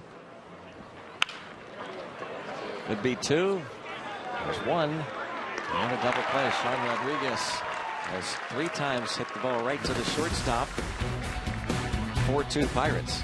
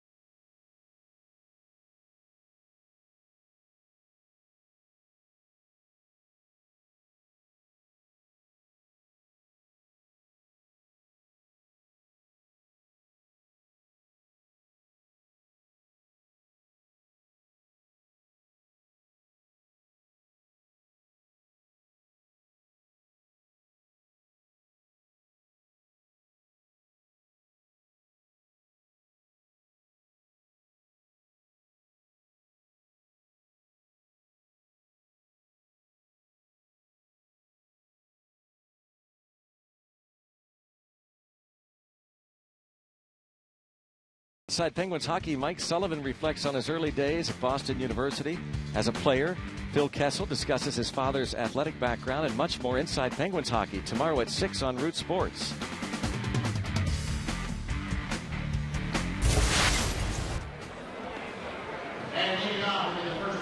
It is a 4-2 Bucco lead heading to the bottom of the 5th inning. One of the new additions to that Pirates bullpen is former Rangers closer Neftali Feliz. Hoping to rebound from a difficult season last year. ERA over 6.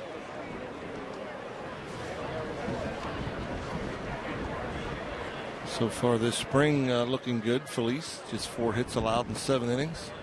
Hasn't walked anybody. Has struck out 4.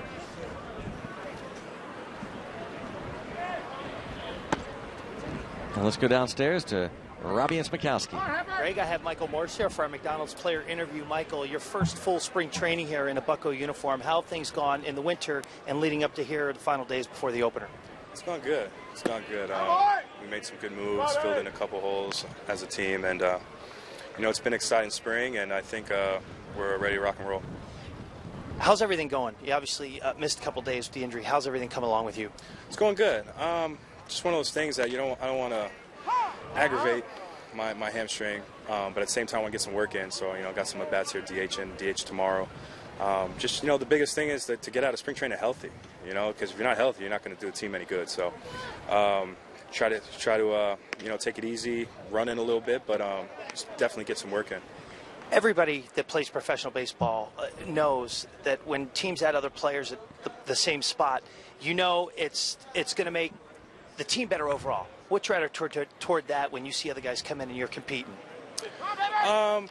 For a guy like me, man, I've been around this game way too long to think about stuff like that. But I haven't been in that role in a while, so it's kind of new to me. But it's fun, and to me, I like the Pirates. I like the team. I definitely like the guys. So if I can help them as much as possible, I hope I have an opportunity to do that. Thank you, Michael. Yeah, thank you. Greg Brown. All right, thank you, Robbie Smikowski and Michael Morse. Clint Hurdle referred to Morse and perhaps Jason Rogers in a battle for the extra spots on the roster. The veteran presence of Michael Morse, you wonder how much that comes into play. Jason Rogers not been in the big leagues all that much. Michael Morse, very experienced player. Neftali Feliz walks DJ Hicks. Now John Ryan Murphy, who has flied out and singled. We were talking about David Freese being a World Series hero. That was off Neftali Feliz. Game 6 of the World Series with 2 outs and 2 on in the bottom of the 9th inning at Busch Stadium. And Feliz had gone in front 1-2 on David Freese. Freese then hit a line drive that sailed over the head of the right fielder Nelson Cruz to score 2 to tie the game. The Cardinals would come back from another 2-run deficit in extra innings, and Freese would hit the game-winning home run off of Mark Lowe. But it was Feliz who gave up the game-tying runs on the 1-2 pitch to David Freese, and now they're teammates with the Pirates. I actually felt, I mean, obviously it would have been a tough play, but yeah, Cruz should have made that. Cruz, I thought he got a pass. Yep. I thought that's a play that the right fielder should have made. And Feliz falls behind 3-0.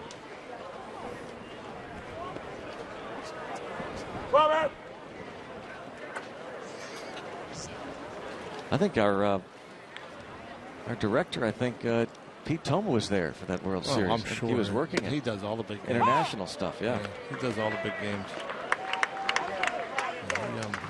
He knows a lot of people.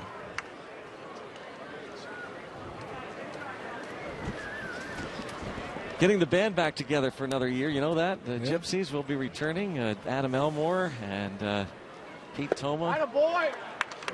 Jason Steele. They've been here most of the month. Tyler Graham has been back and forth. But those 4 will be doing many of the games. I won't say all of them. Probably the majority of them. Yep, probably most. And there should be. We should get off to a great start this year in terms of with all the work they've put in this spring. And ball 4. First and second. Feliz walks 2. Feliz with a 1.29 ERA in 6 games in Grapefruit League play, having allowed just a run in 7 innings. No walks before this. And 4 strikeouts, and now Ray Searage is going to talk to him. Neftali Feliz has a freezing contract with the Pirates to be a part of, as we said, what should be a strong bullpen. Signed with the Braves as an international free agent in 2005. Traded to the Rangers, part of the Jared Saltalamacchia and Mark Teixeira deal. And ended up being the closer, was the Rookie of the Year and an All-Star in 2010. Saved 40 games.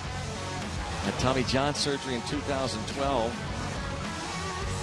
Released by the Rangers last year, signed with the Tigers, finished up last season with Detroit.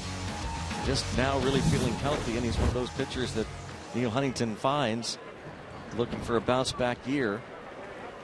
And it can take a couple years to come back from Tommy John surgery to full health. He's just 27.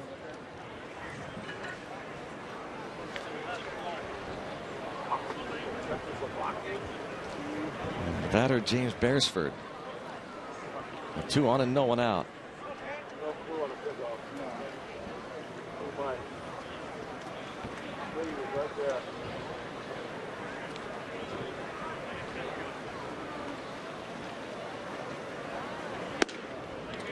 And this is there, 94.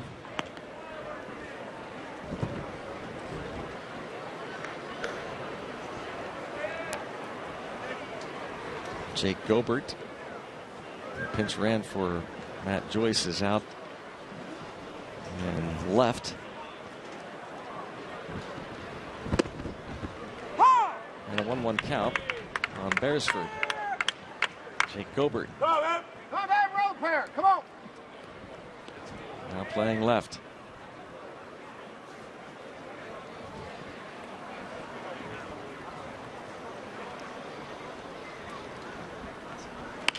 Broken bat roller.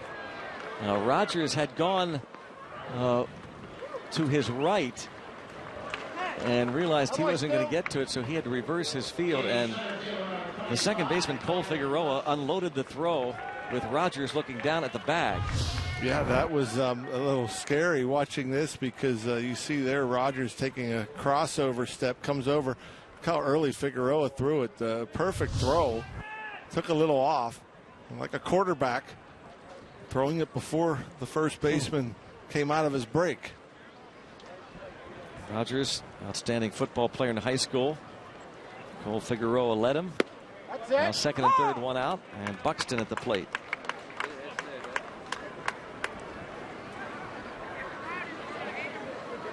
'27-year-old Neftali Feliz.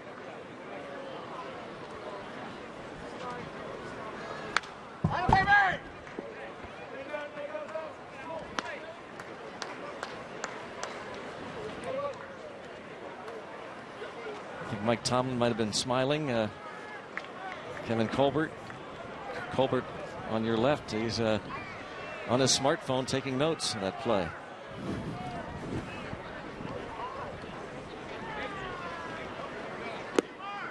One and two.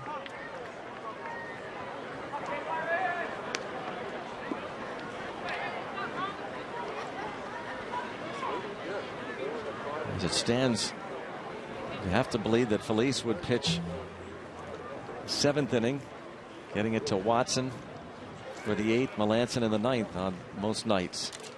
Breaking ball, and Roberto Moreno, rookie umpire behind the plate, calls it ball two.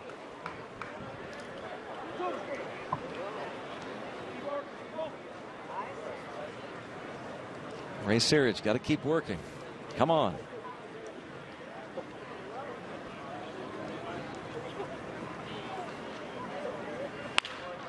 That is just foul.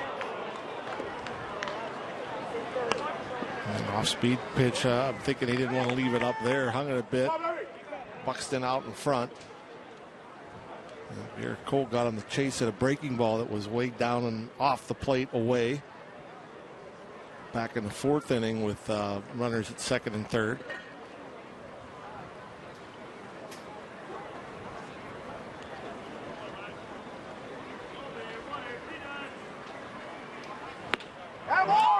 Got him.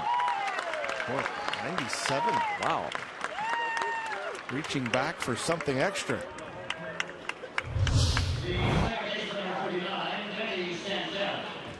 And just one upstairs above the belt.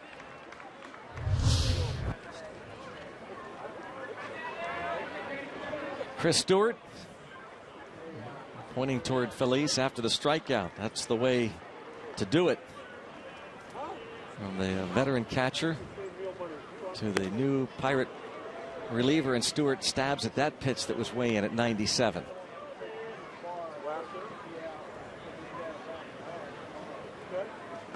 Great to see Chris Stewart sign a multi-year contract over the winter. And stick around Pittsburgh for a while. He's bounced around a lot in his career.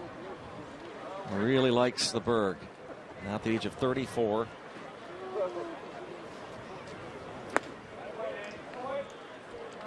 Two 2-0. Danny Santana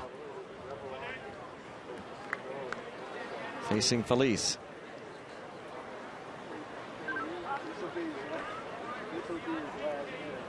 Second and third, two outs.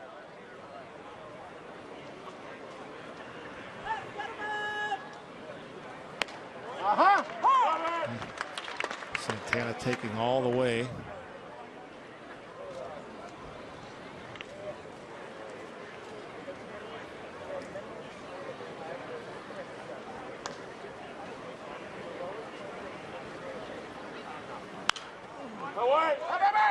Two and two.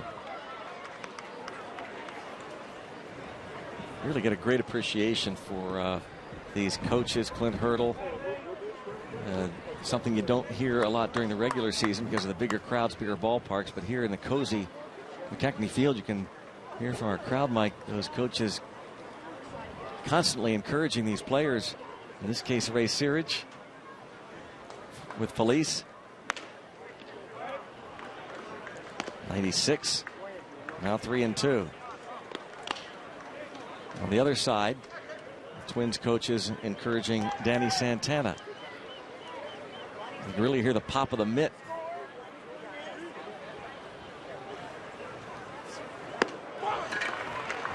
Ball 4. And now they're loaded. He's walked 3. That's going to be it. After not walking any batters the entire spring training. 3 here in the 6th.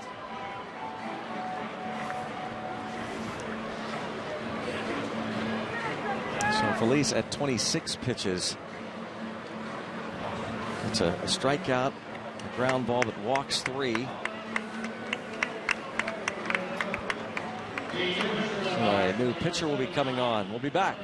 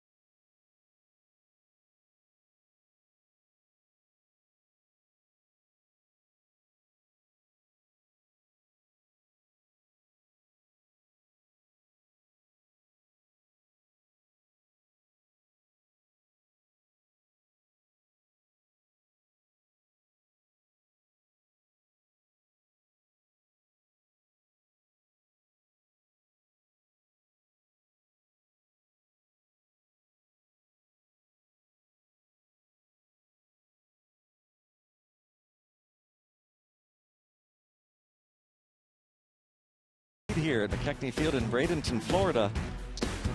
The Twins have the bases loaded. We're winding down spring training, and here is Dovydas Neverauskas. The Pirates minor leagues, the first Lithuanian to sign a pro contract. And the Pirates, as this ball gets past Stewart, the very first pitch, it's going to be a wild pitch to bring home a run and make it 4-3.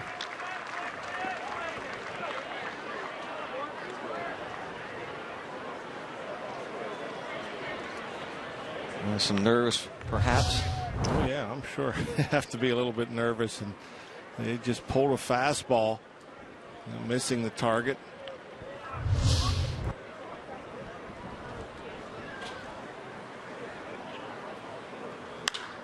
Miguel Sano lifting one toward right. And final out. Run in on the wild pitch. Dovydas Neverauskas gets the final out.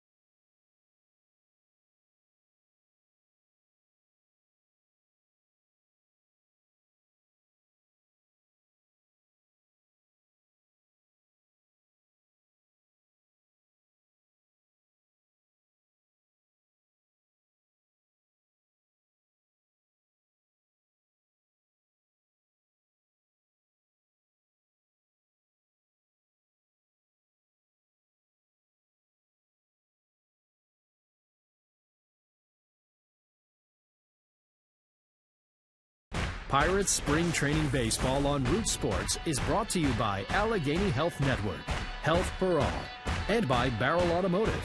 Check out the Barrel Hot List at barrel.com. Now the only way to buy a car. Let's go Bucks! 4-3 Pirates. Strike on Cole Figueroa. He's bounced out and walked. Second inning of work for Brandon Kinsler.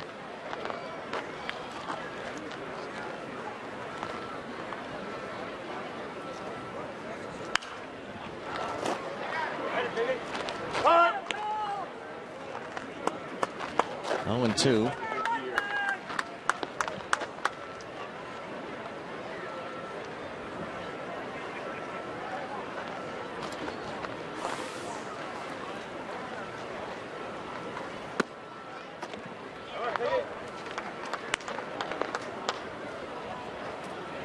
Kinsler, several years with the Brewers, a long relief man.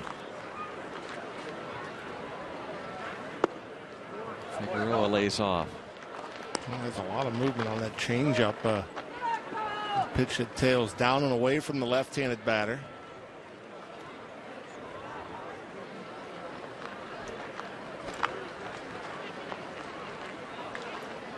And he's going to throw it again. Oh, waiting on it. Figueroa rips it into center. Yeah, that one didn't fade. That one just stayed up in the middle of the plate and got tattooed.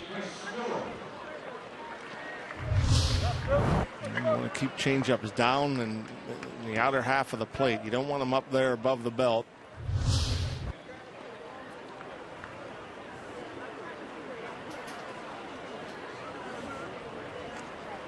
Chris Stewart has grounded to short and walked. Those 2 plate appearances came against the starter Tyler Duffy.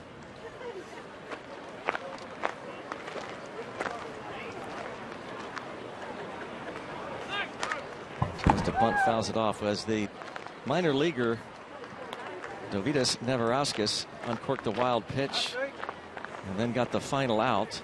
We're mentioning that he is the first Lithuanian to sign a pro contract. Been in the Bucco organization a handful of years. Pitched a dozen games for the Bradenton Marauders in the Florida State League last year. Also some time in West Virginia. But just another indication these Pirates, led by Neil Huntington, look everywhere for talent. Waiting on Jung Ho Kang's return. South Korean. Clint Hurdle pointed out in a function a couple weeks ago, a couple hundred people at the Prouder Willie fundraiser asking if anyone who believed that Jung Ho Kang would have had any kind of an impact at this time last year to raise his or her hand, and no one did. Kang was a huge addition to this Pirates team and will play a big role this year. Remember, a handful of years ago, the Pirates went to India to sign a couple of pitchers, Dinesh Patel and Rinku Singh. There goes Figueroa. And the throw by Murphy is right there. Obvious hit and run. And Stewart trying to protect the runner, Figueroa. But that's that changeup that bounces way out in front of the plate. That's a tough one to try to make contact with. And a good pick and throw by the Twins catcher. Play goes 2-4. 0-2 on Stewart. By the way, Rinku Singh is still in the organization. Dinesh Patel was released a handful of years ago. A movie was made, The $1 Million Arm. As Rinku Singh has not been able to pitch, various physical ailments the last 3 years. Still hopeful that at least he'll get back to pitching pro ball in the Pirates organization.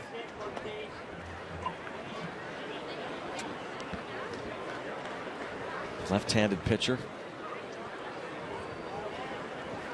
But not only Gift and Gope, but his brother. That's right.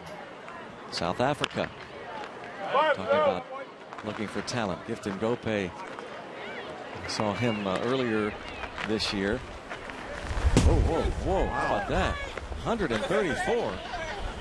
Sign her up. How about that? That motion. Somebody said, is she bionic? That was pretty impressive. How about that? The windup. Stewart looks at a called third strike.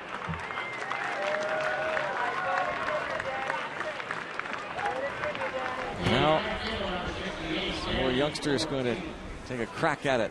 Radar gun. See if there are any Sid Finches along the way. It's going to go up to 40. Friday is April Fool's Day. Many years ago, I think it was Sports Illustrated that created this mythical character, Sid Finch. Part of an April Fool's joke by that publication about a guy who threw, I think, 130 miles an hour. Yeah. We have our own guy here, right? Lirpa Sloof. Oh, yeah. Jim Trudinich, Media Relations Director, almost every April Fool's Day, oftentimes down here in spring training, we'll put on the game information sheet Lirpa Sloof. April Fool's spelled backward, about where he is in the Pirates organization.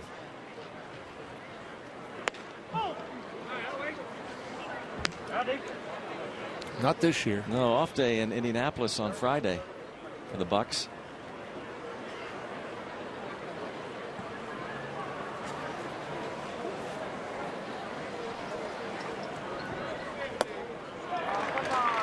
Kinsler with a couple of strikeouts gets Danny Ortiz through 6 innings. Pirates lead by 1.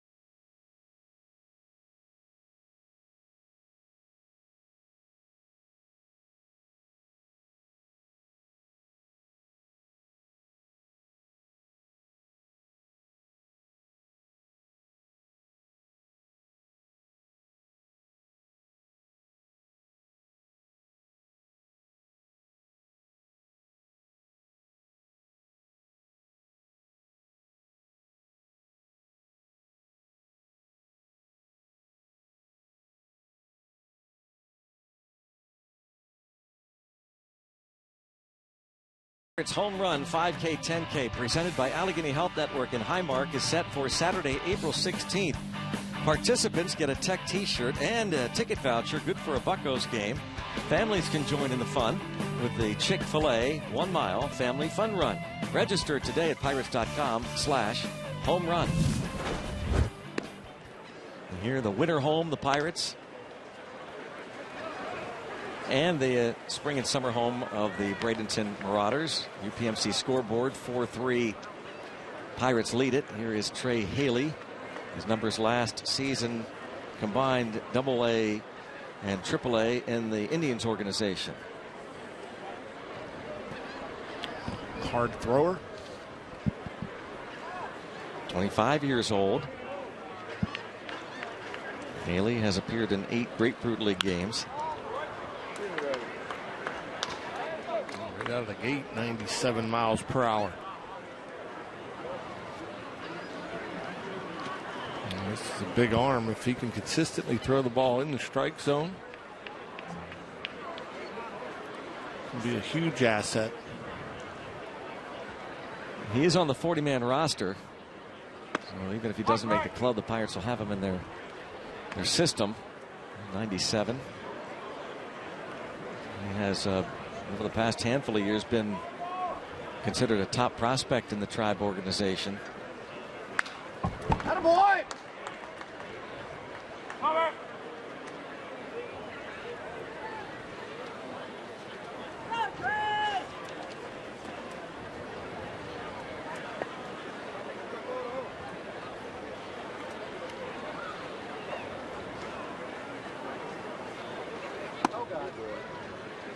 Try to go with the breaking ball.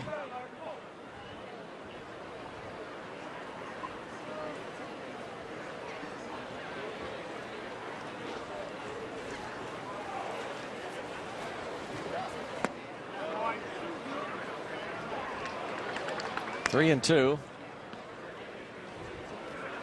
Haley this spring has walked 4 batters in 7 2/3 innings. He walked 32 hitters in the minor leagues last year in his 55 innings. Gets Osvaldo Arcia.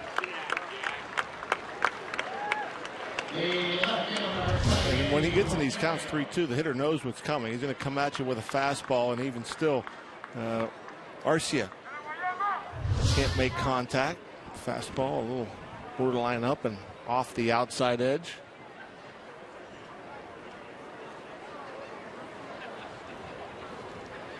From St. Augustine, Texas. 6'4", 215 pounds, Trey Haley. Liner for Eddie Rosario. Seemed like he hit a few liners off the Pirates last year up in Minnesota. If memory serves me correctly, a couple triples.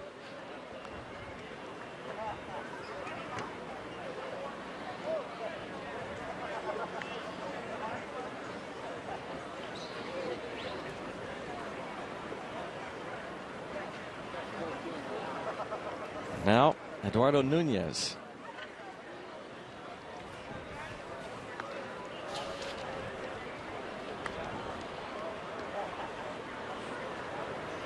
Twins are down to 13 position players left in camp, so they're about ready. They've pretty much made their calls on the position players.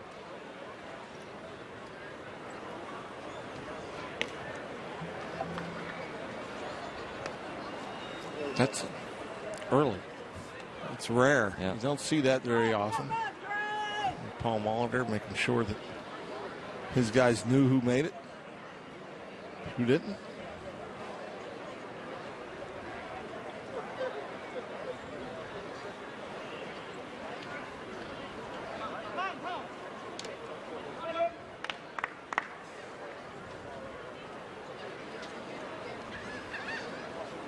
Rosario on base for a second time this afternoon. Twins are 15, 10, and 1 this spring.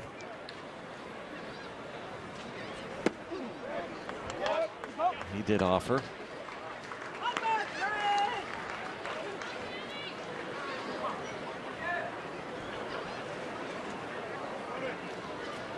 Eduardo Nunez figures to back up various infield positions.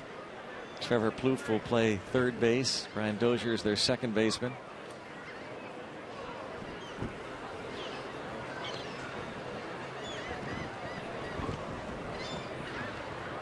Starting shortstop figures to be Eduardo Escobar.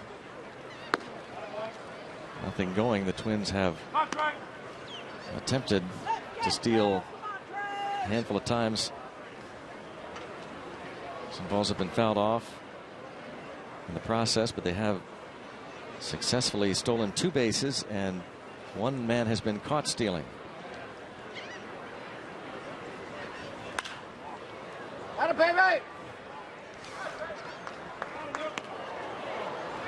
Well, it's 1-2.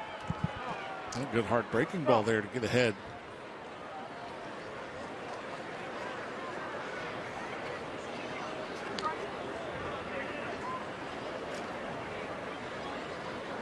Cast one hand, baseball in the other.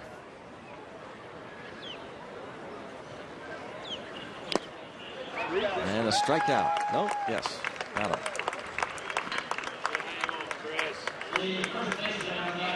Well, John, the cameraman, says he's okay now. Wearing the Twins cap. John gets plunked on the deflection.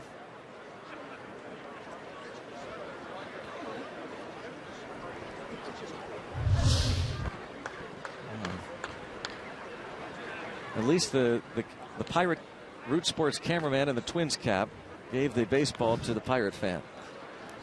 Yeah. Good work, John.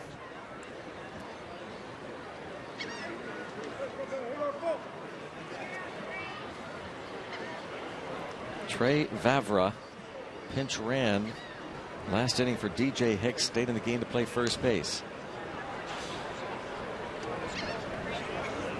Several minor league players up from Fort Myers. The Twins have trained for a good many years, going back to 1990.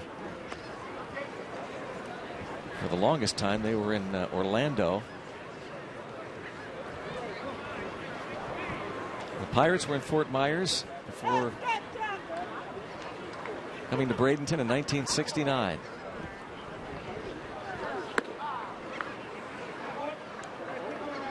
Two-0 count on Vavra.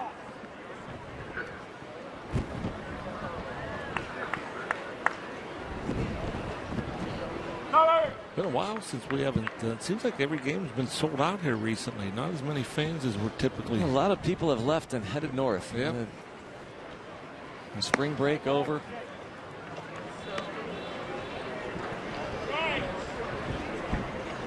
Imagine still get a good crowd here on Wednesday, the final home game against Boston. But it has been a good spring. Great weather. Yeah. One game was rained out, just one.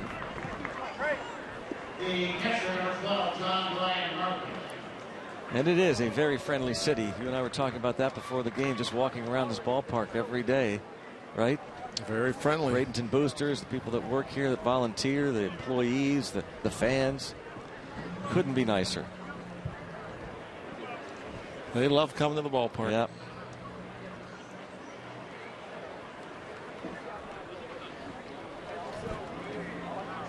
We've shown you a lot of the sights and sounds of this beautiful ballpark. Our first telecast in the spring against was the Boston Red Sox.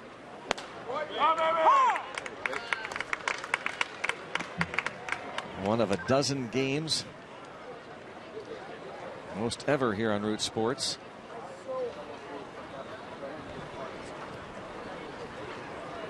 We've got one more to go on Root.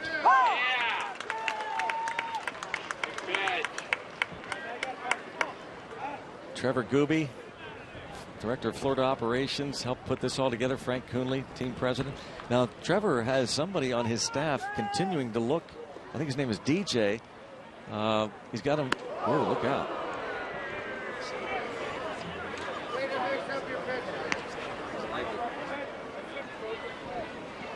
Ball, 2 strikes. He was looking for the batter's box. Maybe we'll check with the batter's box key. We'll check maybe in a couple days. He's been able to find that. It's been almost, from what I hear, at least a week he's been looking for the keys to the batter's box. He's asked just about everybody that's come to the ballpark, whether it be Pirates or the visiting team.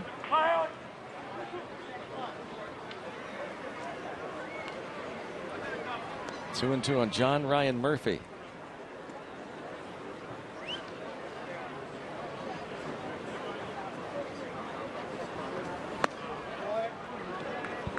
Full count. You're seeing in Trey Haley this really good live arm, and striking out a couple of batters, but also the command issues come into play. And another example is he's walked back-to-back hitters. And tried to get a chase there. His first couple pitches to Murphy this at bat. A good fastball for strike one, a perfect curveball for strike two, and then really nowhere close after getting ahead 0-2. Ray Searage going to head out. Curtis Parch, who is still on the spring training roster, starts to loosen in the Pirates bullpen.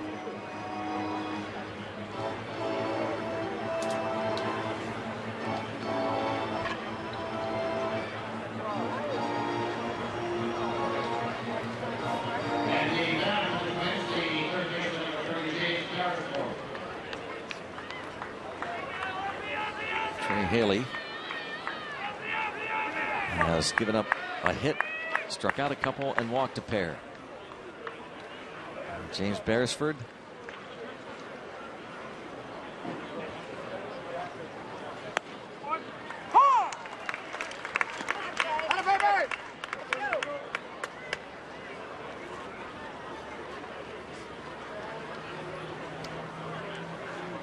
Going one.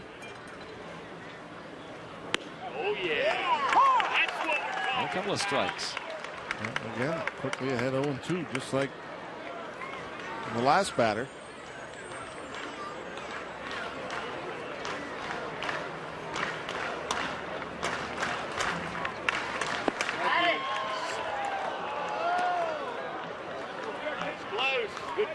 There's a new addition to the Pirates training staff. Physical therapist Kevin Otis Fitzgerald.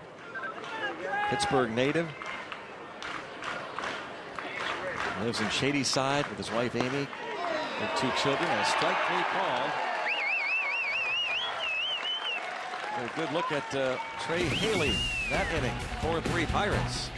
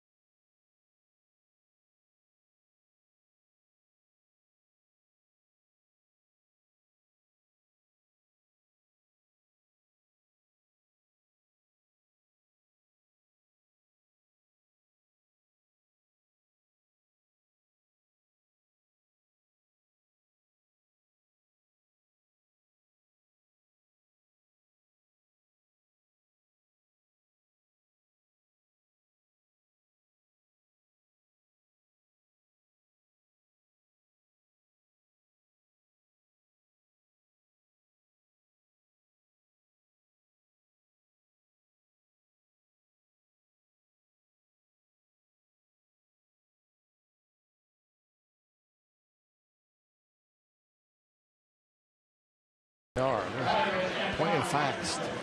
Fun to watch.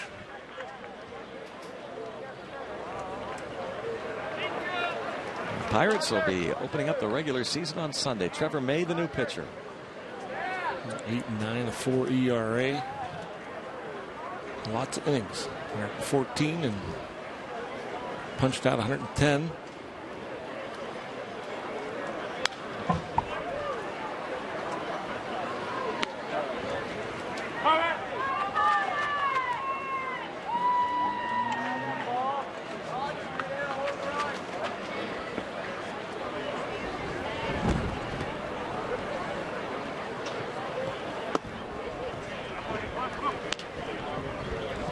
Antoine Richardson has struck out both times.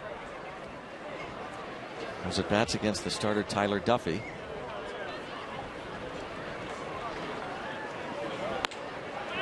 Trying to get the chase upstairs with the fastball, did May. And the Seagulls have made their way inside the ballpark.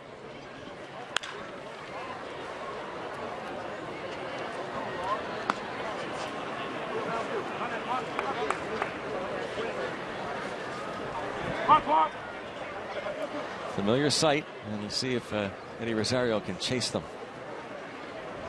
He's going to walk toward them. That's not going to bother them at all. They'll just find another area. 3-2 on Antoine Richardson. May was trying to earn a spot in rotation. He did start 16 games a year ago for the Twins, but will be in the bullpen.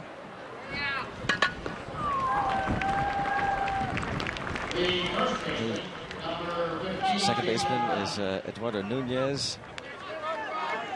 A bunch of changes. Danny Santana now in left.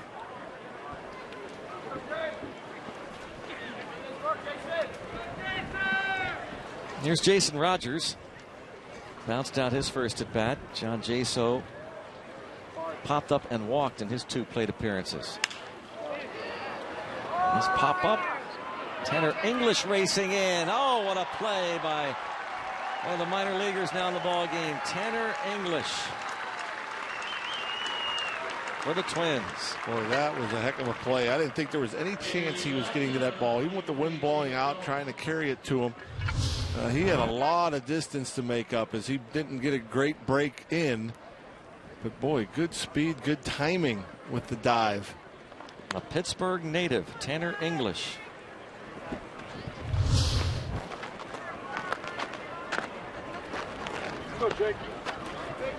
In center field. Grew up in South Carolina. Jake Gobert takes a ball. He looked like Superman, didn't he? Flying through the air.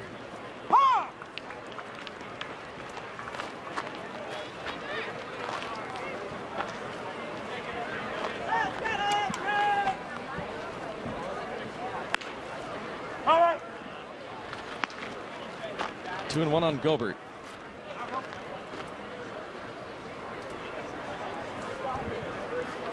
Pinch ran in the 5th.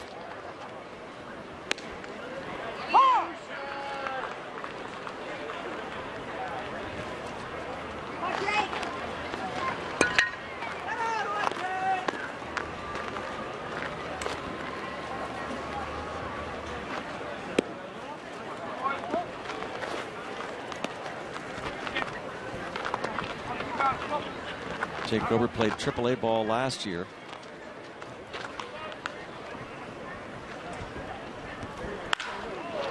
It's hard to right center field.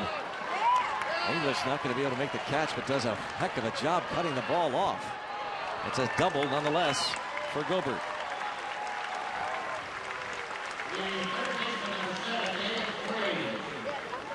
Yeah, had some ground to cover there. Couldn't catch it and almost overran it. Is a 3-2 sitting dead red fastball. Gets it, doesn't miss it. Goes hard out of the box. Thinking double all the way. And you see English with the bare hand play.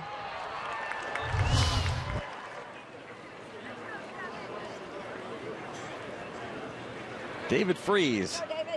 0 for 2 with a walk.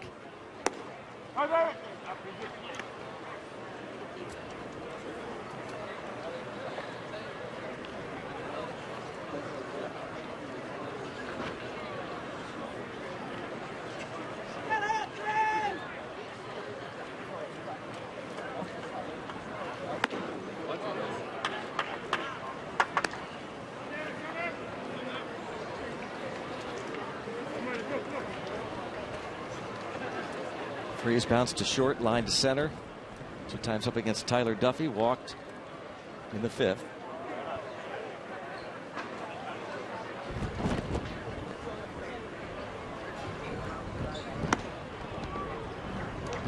name. This is a couple of times inside. And he was a swingman last year with the Twins. Went 8-9, a 4 ERA. Started 16 games.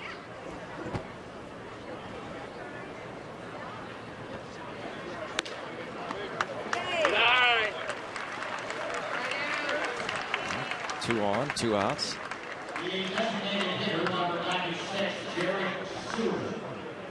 Jared Suter. The pinch ran for Michael Morse in the 5th. It's an at bat, and Anderson Feliz pinch running. It's about the time of game we're going to see just all, not just minor leaguers, but really lower level. Single A, sometimes double A, but Pirates feature this quite often toward the last week of spring training, giving a bunch of at bats to the minor leaguers over a short drive from Pirate City.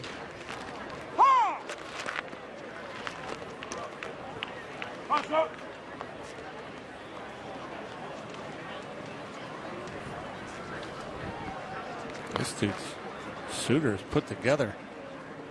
Big kid. 6'2", 241 pounds. Blocked by Juan Centeno, the new catcher.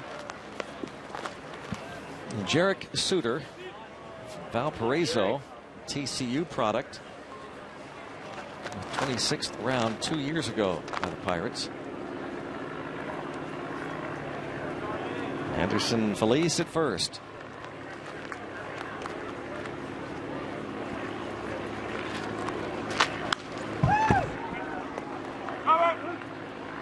Jarek Suter played in the South Atlantic League for the West Virginia Power last year at 299.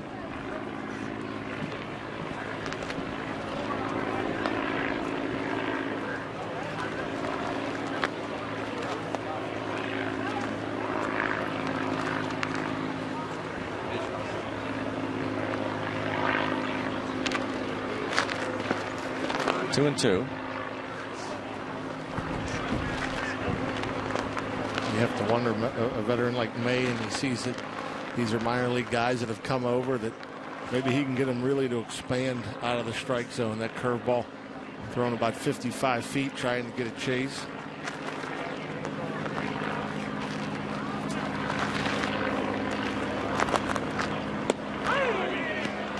Strike 3 called on Jarek Suter. 7th inning complete. We go to the 8th. 4-3 Buccos.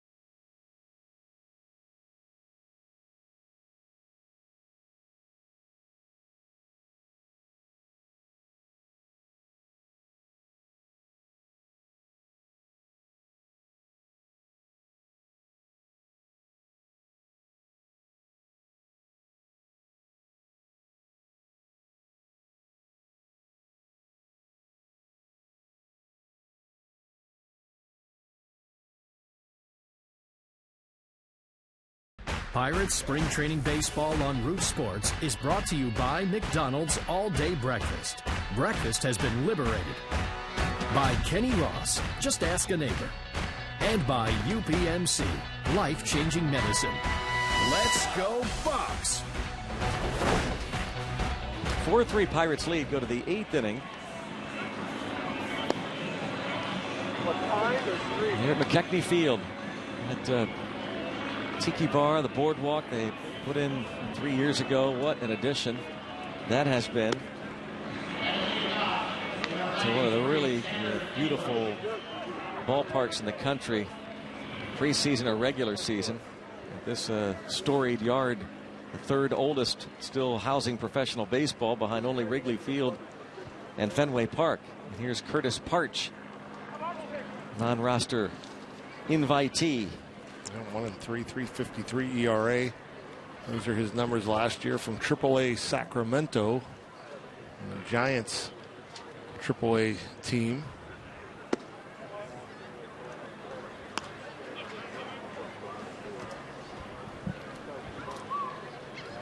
Again, the third oldest housing professional baseball here at McKechnie. A storied yard. There's Pedro Florimon just in at third base. High throw, however. And there goes a base hit for Tanner English. That's a heck of a pick by Florimon, but this English kid can fly. I mean, that ball's hit like a rocket down there. We saw him make the play defensively in center field. And that ball's hit hard. A good throw. It's still a bang-bang play. That's not... They gave him an error. Not that it matters in spring training, but that's a hit for Tanner English and a great play by Florimon. Good speed of Tanner English.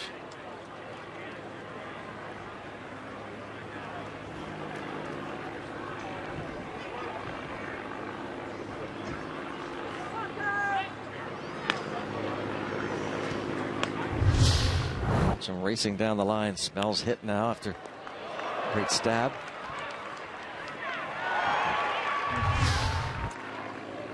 He's looking up there wondering. Error. Yeah.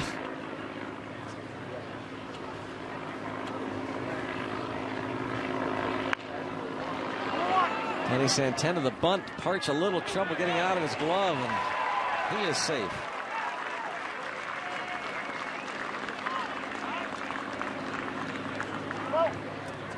Let's go down to Robbie with Cole. I do have Cole, the other Cole in the Pirates, Cole Figueroa. Cole, what's this been like for you, your first camp here with the Buccos trying to make the roster? It's been a great experience. Get to meet new guys, especially the culture the Pirates are known for. Getting to see that firsthand and just playing with some of them is a pretty cool experience. Now, you've played in the big leagues before. This would not be your major league debut if you make it with the Pirates. However, how do you describe the mindset of a guy trying to make his way back into the big leagues in a battle for a roster spot? The mindset is you try not to think about it. You just go out and you try to play hard and let the chips fall where they may. I think once you start thinking about the things you can't control, that's when you kind of press a little bit and things start getting a little harder. Or when people like me bring it up to you, of course, obviously. You're a guy that fits into the Pirates mold. You play multiple positions. You can play pretty much anywhere, infield, outfield. Josh Harrison made his way to a Major League Baseball All-Star team doing that. How did you get your versatility, and how do you think that serves you well?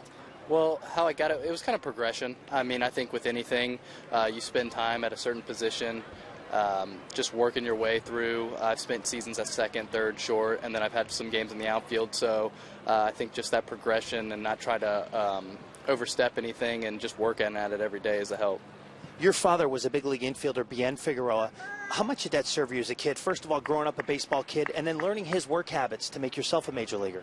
Well, I didn't really get much of his playing career, but him being in baseball after, managing, being around the clubhouse, seeing how guys went about their business, successful and non-successful players, I think it was a big help for me coming into my career and just seeing what works and what I could do better. Well, Cole, we wish you the best of luck. Thanks for taking a few moments. Thank you. All right. Greg? All right, thanks to Robbie with the other Cole Figueroa. As Robbie said, his brother Bien played in the big leagues briefly with the Cardinals, a lot of years in the minor leagues with the Cardinals, Expos organization, Texas, Rockies. Darren Mastriani now with runners at first and second and no one out. And this should be routine for Adam Frazier, the new right fielder.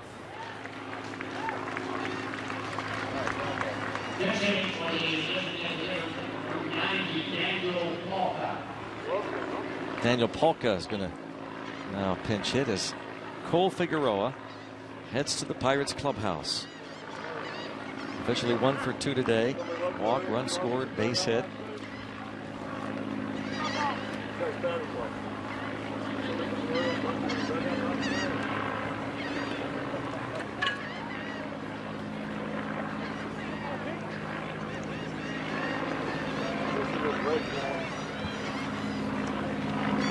Two on, one away. The Twins about hit the Pirates 10-7. Curtis Parch.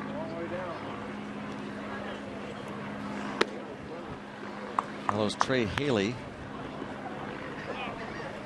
who struck out the side, left the bases loaded in the 7th inning after walking back-to-back batters.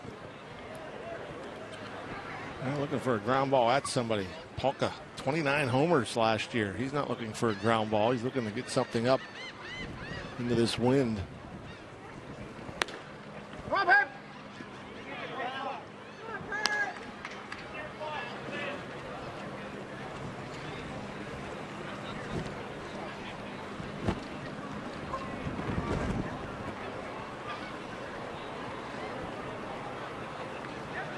Parch signed a minor league free agent deal with the Pirates in November.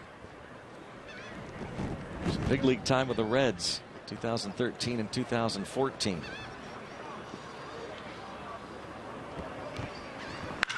Oh man, you're right, John. He was looking to do some damage, and he did.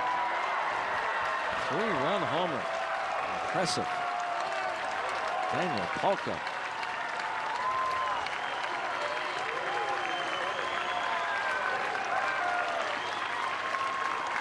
Polka, a 3rd-round pick 3 years ago.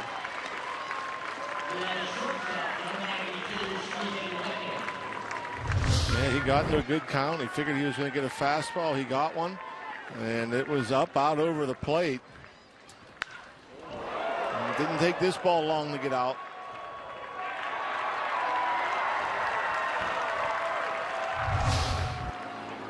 Twins up 6-4.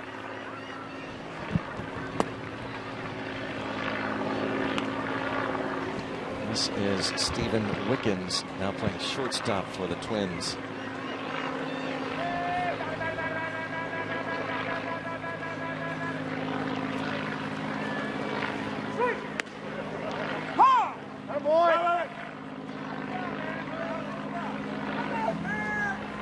Curtis Parch. This is his 9th Grapefruit League appearance. He had given up just 1 earned run in 8 innings for the 3-run homer. Checking the right fingers. This ball slipped out of his hand a bit. Jason Steele just brought up how Parka has 5 at-bats this spring, 3 homers. Oh. Taking advantage of just the little bit of playing time he's gotten in big league Grapefruit League games. A fly ball to right, Adam Frazier.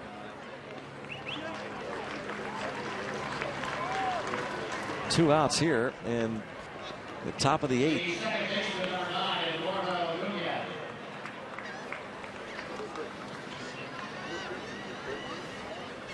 Well, that's not going to help Parch. Certainly, odds of him making the club out of spring training weren't real strong. A lot of good competition in camp, and for the most part, the roster seems set. The one thing the other day, Eric O'Flaherty being traded back to the Braves makes most people believe that either Kyle Lobstein or Corey Lupke would break camp with the club as the other lefty, joining Tony Watson. But if you pointed this out before, John, that you really can't even count Watson as a lefty. He's just an 8th inning guy. Yeah, exactly. So you're really looking for one lefty that Clint Hurdle could use in matchup situations. And you know, the Nicasio situation also is interesting to me. If he's obviously not in a rotation, he's certainly a guy who can get out lefties the way he's been pitching.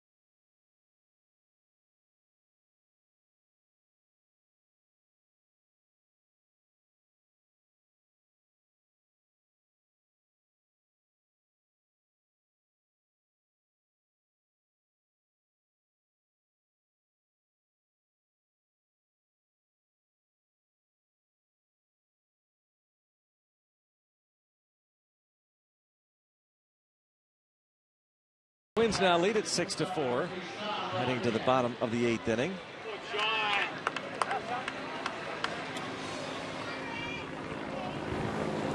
Heading toward the home stretch of this ball game, and then one more left here at McKechnie. Ryan O'Rourke now on the hill for the Twins. 22 innings, 24 punch outs.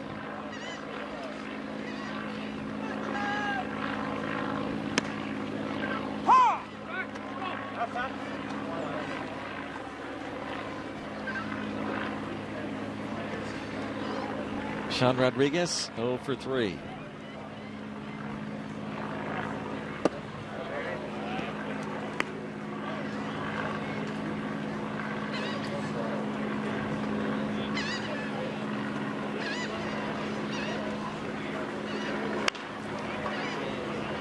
One of the rare times you see it. And that ball hit in the air directly behind him. Just out in front.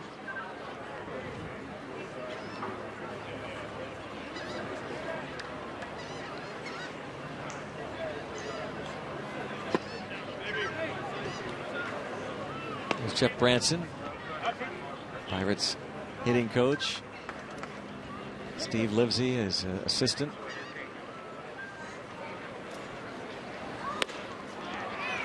And a forgettable afternoon for Sean Rodriguez. Even though it's just spring training, he really would like to improve, get that timing down, as they say. Yeah, ready for the regular season. Rodriguez down on strikes brings up Pedro Florimon, his first at bat. He'll hit right-handed against the lefty O'Rourke. And bounced routinely and dropped. But Nunez recovers and throws him out. 2 down. For some guys, it takes a little longer to get comfortable in the batter's box than others. Some guys will just get out first game, and they're locked in. Everything looks slow to them, and others come up there and they feel a little bit jumpy. Their timing's off. It takes them a little while to get going. Some, it's a matter of the importance of the game. Lights come on opening day. Focused, ready to go. It's like flicking a switch.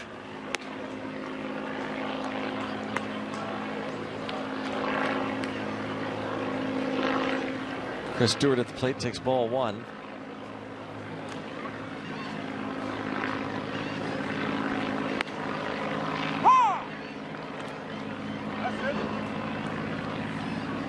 Mistakenly called the Pirates assistant hitting coach Steve Livesey. No, his brother Jeff is the Pirates hitting coach. Steve is in the Tampa Bay Rays organization. Did you say? I didn't think you said did. Steve. You did. I'm pretty sure I did.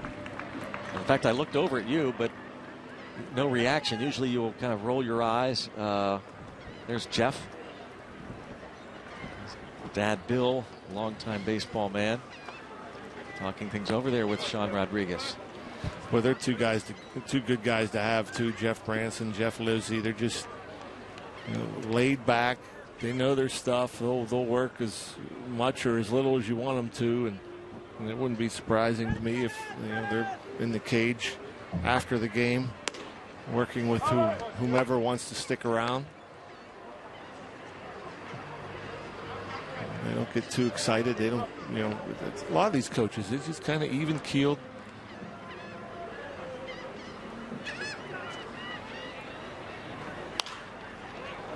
Popped up toward the seats. 1-2-3 inning for Ryan O'Rourke. He'll go to the 9th. 6-4 Minnesota.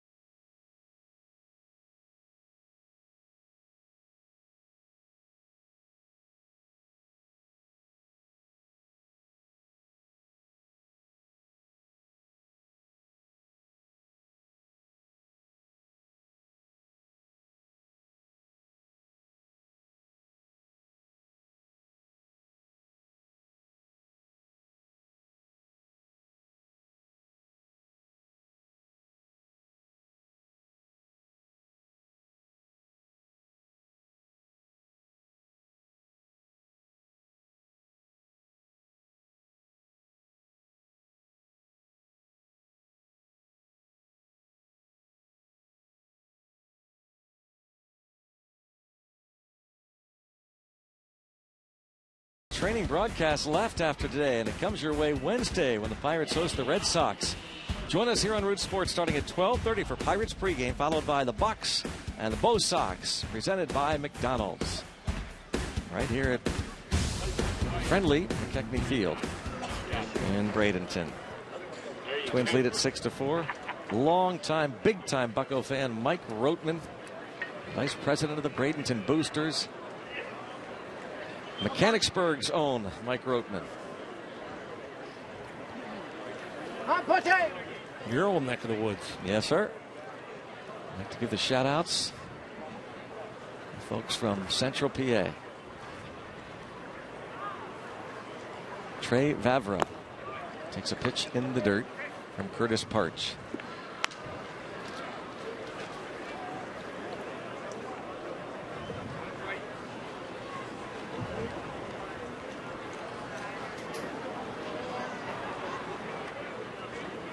There really is a special relationship between this Pirates organization and the city of Bradenton.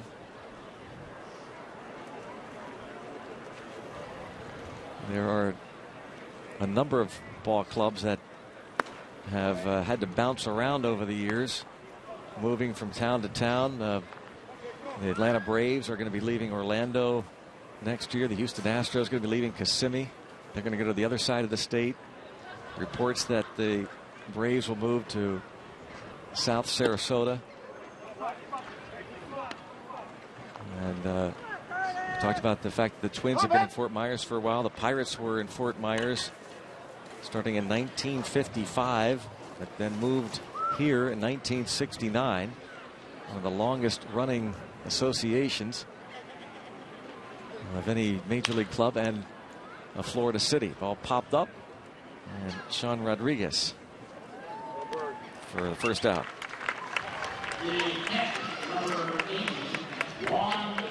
Bradenton Marauders, now a Florida State League team owned by the Bucks, play their home games here at McKechnie. And it seems to get nicer and nicer every year, whether it be the facility here, McKechnie, or over at Pirate City. They've obviously bought some land around here to add a field, batting cages, a new clubhouse, parking, which is always hard to come by. They've made so many improvements to this ballpark and to Pirate City. Tip of the cap to team owner Bob Nutting and Frank Coonley, Trevor Gooby, who are helping us get all these games on the air here this year at Root Sports. And that one final game coming on Wednesday, opening up the season Sunday at PNC Park. The Pirates for many years were all over the place. Whoa, speaking of which. Like vagabonds, they bounced around city to city. Back in the late 40s, they were in Miami Beach, Flamingo Park in 1947. They were at Gilmore Field in Hollywood, California in 1948. A couple of different stints in San Bernardino in the late 30s, early 40s. Back again in 1952. 1953, they spent one spring training in Havana, Cuba. This ball is lifted to left. And the out reported by Jake Gilbert, 2 outs. How about that, by the way, the other day we were here, the guy that jumped on the field was a Cuban protester. Right. He was not happy that the Tampa Bay Rays, who were here, defeated the Cuban national team in that exhibition game the other day. So he threw a water bottle at the dugout. It's James Beresford.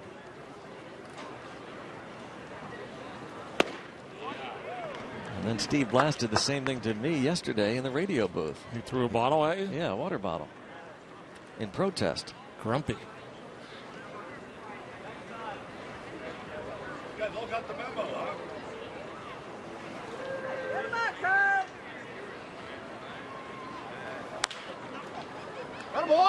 Couple strikes now.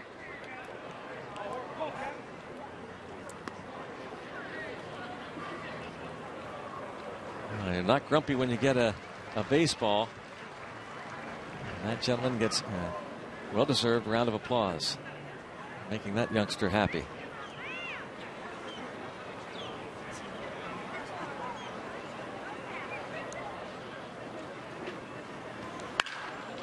Line to left.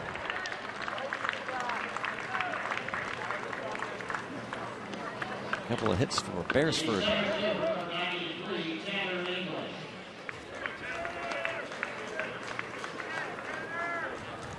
It's a dozen hits for these Twins. Yeah, that was the first chance the Pirates had of going 3 up, 3 down.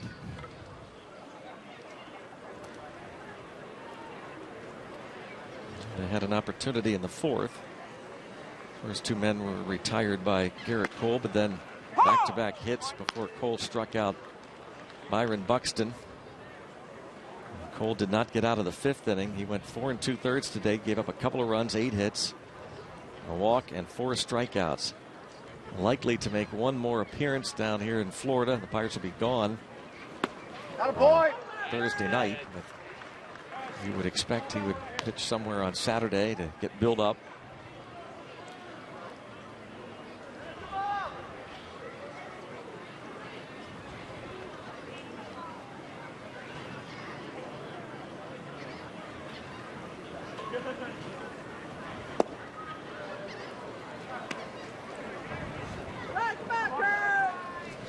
Kevin Kane working the RF camera downstairs.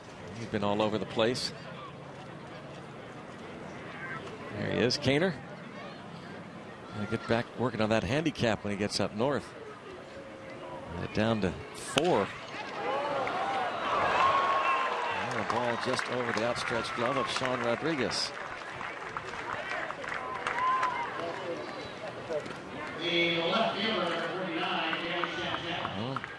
Back-to-back hits now, Danny Santana.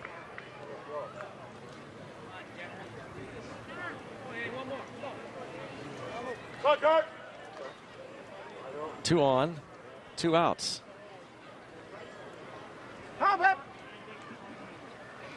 Out. On nap time.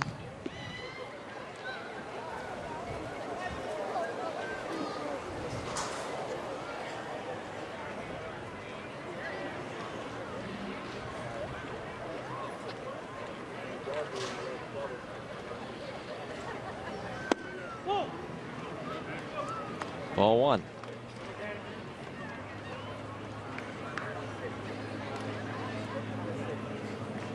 Danny Santana, 3 hits. Been on base 4 times. He walked last time. Walked in the 6th inning against Neftali Feliz. Had a bunt hit his last time up, last inning.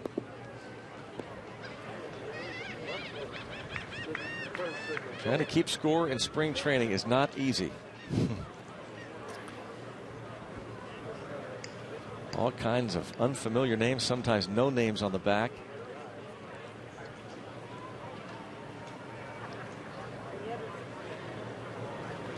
Sometimes even the numbers you're given. So first of all, you can have repeat numbers. Sometimes players forget uniforms, so they have to borrow jerseys. And you might be given an additional roster that has a number associated with a different player that is incorrect. You just never know. But this gentleman's doing a pretty good job of it. Neat. Yeah.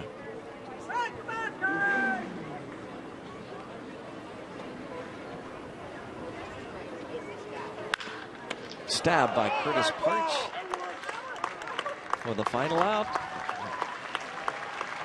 Heading to the bottom of the 9th inning from the friendly city of Bradenton, Florida.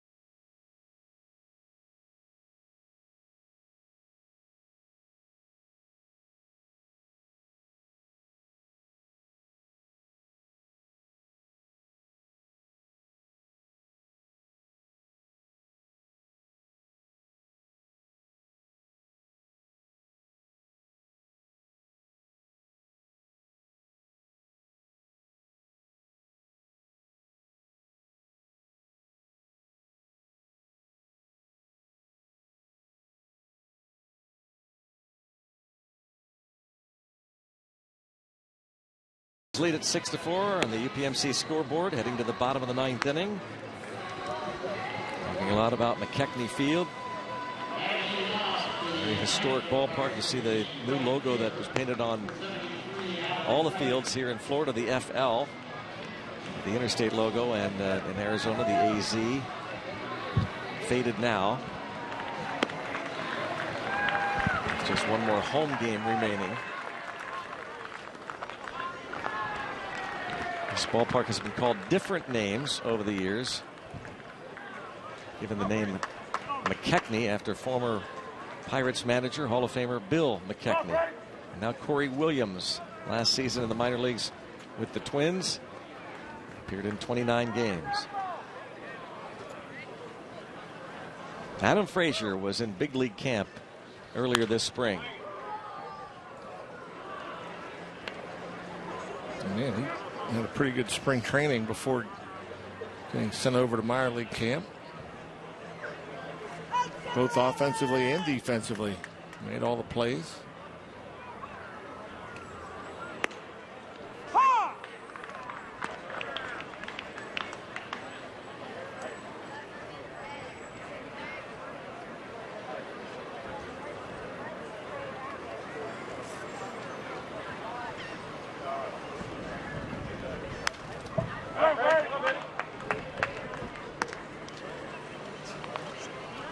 To an Adam Frazier.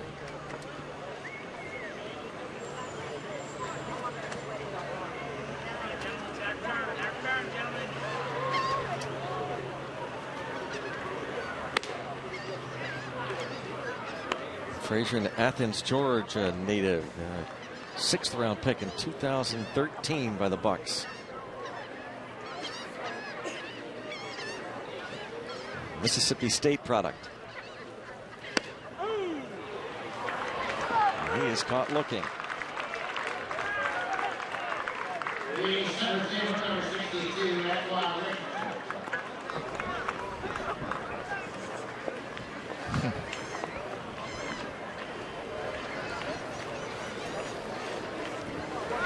I could pass for a Wayner type stash. You had a similar stash, didn't you, in the minor leagues? Or early in the big leagues? Yeah. Yeah. Yeah. Just first 5 or 6 years, just a stash. Yeah. Antoine Richardson. Wasn't thick like that, though. Another good one.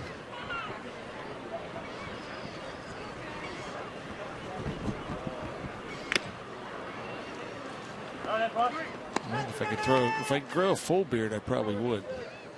Cover up as much ugly as I can. Oh, come on, you could grow a full beard. No.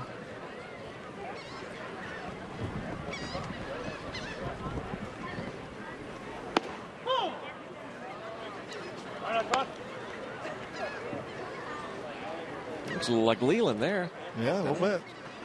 Jimmy.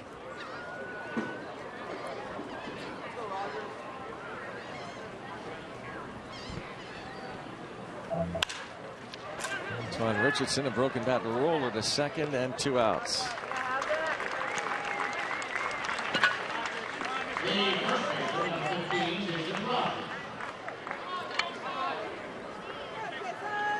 Listening to the telecast down there behind home plate.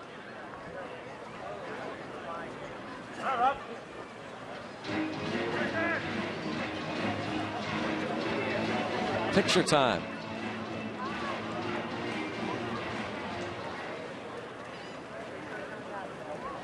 Jason Rogers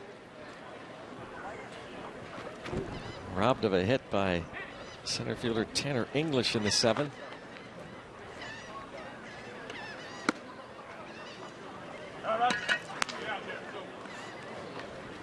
Chris Stewart has caught the entire game. And he is ready.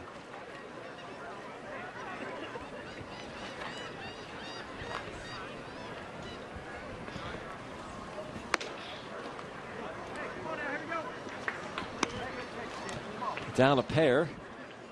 Jake Gobert would be next.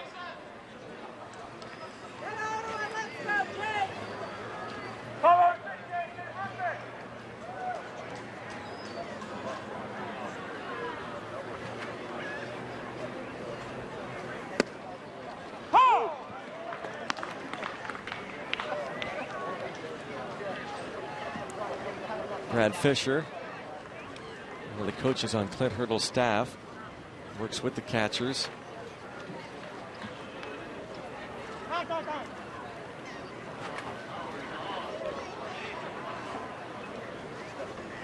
Clint Hurdle, I know, believes it and says it. If you missed it earlier in the third inning, we talked to him on the headset about not anxious to get the season going. He said those not tied to belly button, not tied to the ball club, maybe, are anxious. Well, if you were to ask any of these coaches or the players in a private moment, they will all tell you they are chomping at the bit to get going. Without a doubt, they want this season to start now. Jake Gobert will come to the plate. Yeah, some of these guys were down here all winter, you know, and then you think about, you know, when pitchers and catchers report, I don't recall the date, but, you know, over a month and a half ago, you know, it's a long time. The coaches especially, spend a lot of time on the field, pre-game, post-game. You know, they have a beautiful work area as well where they're studying video and charts and graphs, and their work is never ending. And you know, there's pregame work, there's pre-BP work, there's work during BP, there's, you know, the side work with the pitchers and then the cage work. The number of hours they put in. It's remarkable how many hours. Crack they of dawn, and they're still here when the sun sets. Well beyond the time the sun sets. Not to count the meetings. There's a ton of meetings in terms of the player personnel and who's coming, who's going, thoughts on players, evaluations.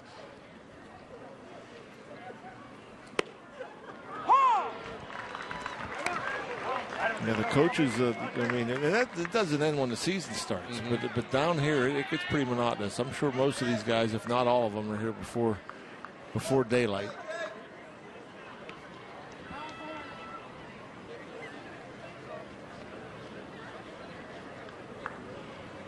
Rogers took second. 1-2 count on Gobert. Corey Williams. 2-2.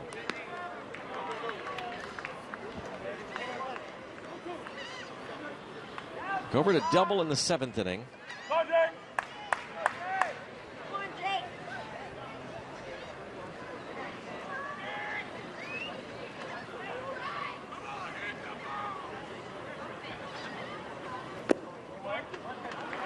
If he gets on, a chance for one of the minor league players waiting on deck. Anderson Feliz.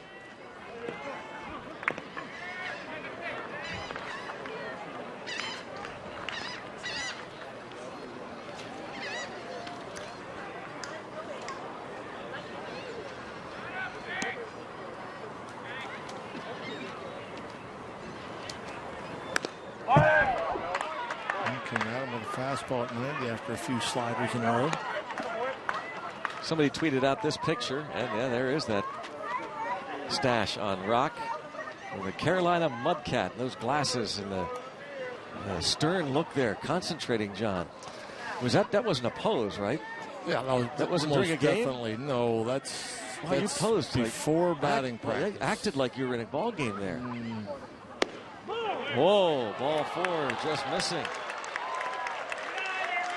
Gilbert works the wall. In fact, that was the only day I wore glasses as a baseball player. That day was the only day. I was talked into getting glasses by the eye doctor, and I carried them around for over a year. And then one day I figured I'm going to try it, and I wore them through batting practice, and then I wore them for one at bat. I broke my bat in half. The barrel of my bat spun and stuck in the mound. And never wore them again. That was it. Went back to contacts, which I didn't like, hated. Those were miserable as well. But I'll wear the glasses at You night. did, dude. I'll be honest with you. You did look kind of miserable in that picture. Yeah. And my thought was you were probably miserable because they said, John, no. We want you to act like you're concentrating. And you're not happy with that. Bag in the bullpen, right? You don't close your briefcase. That kind of silly stuff. I also wasn't. I wasn't. You weren't anxious to have that done. I wasn't really happy. Picture there. taken As a with Carolina Mudcat, I wasn't really happy. Being a Zebulon, Mudcat. North Carolina. Yeah, there wasn't a ball field.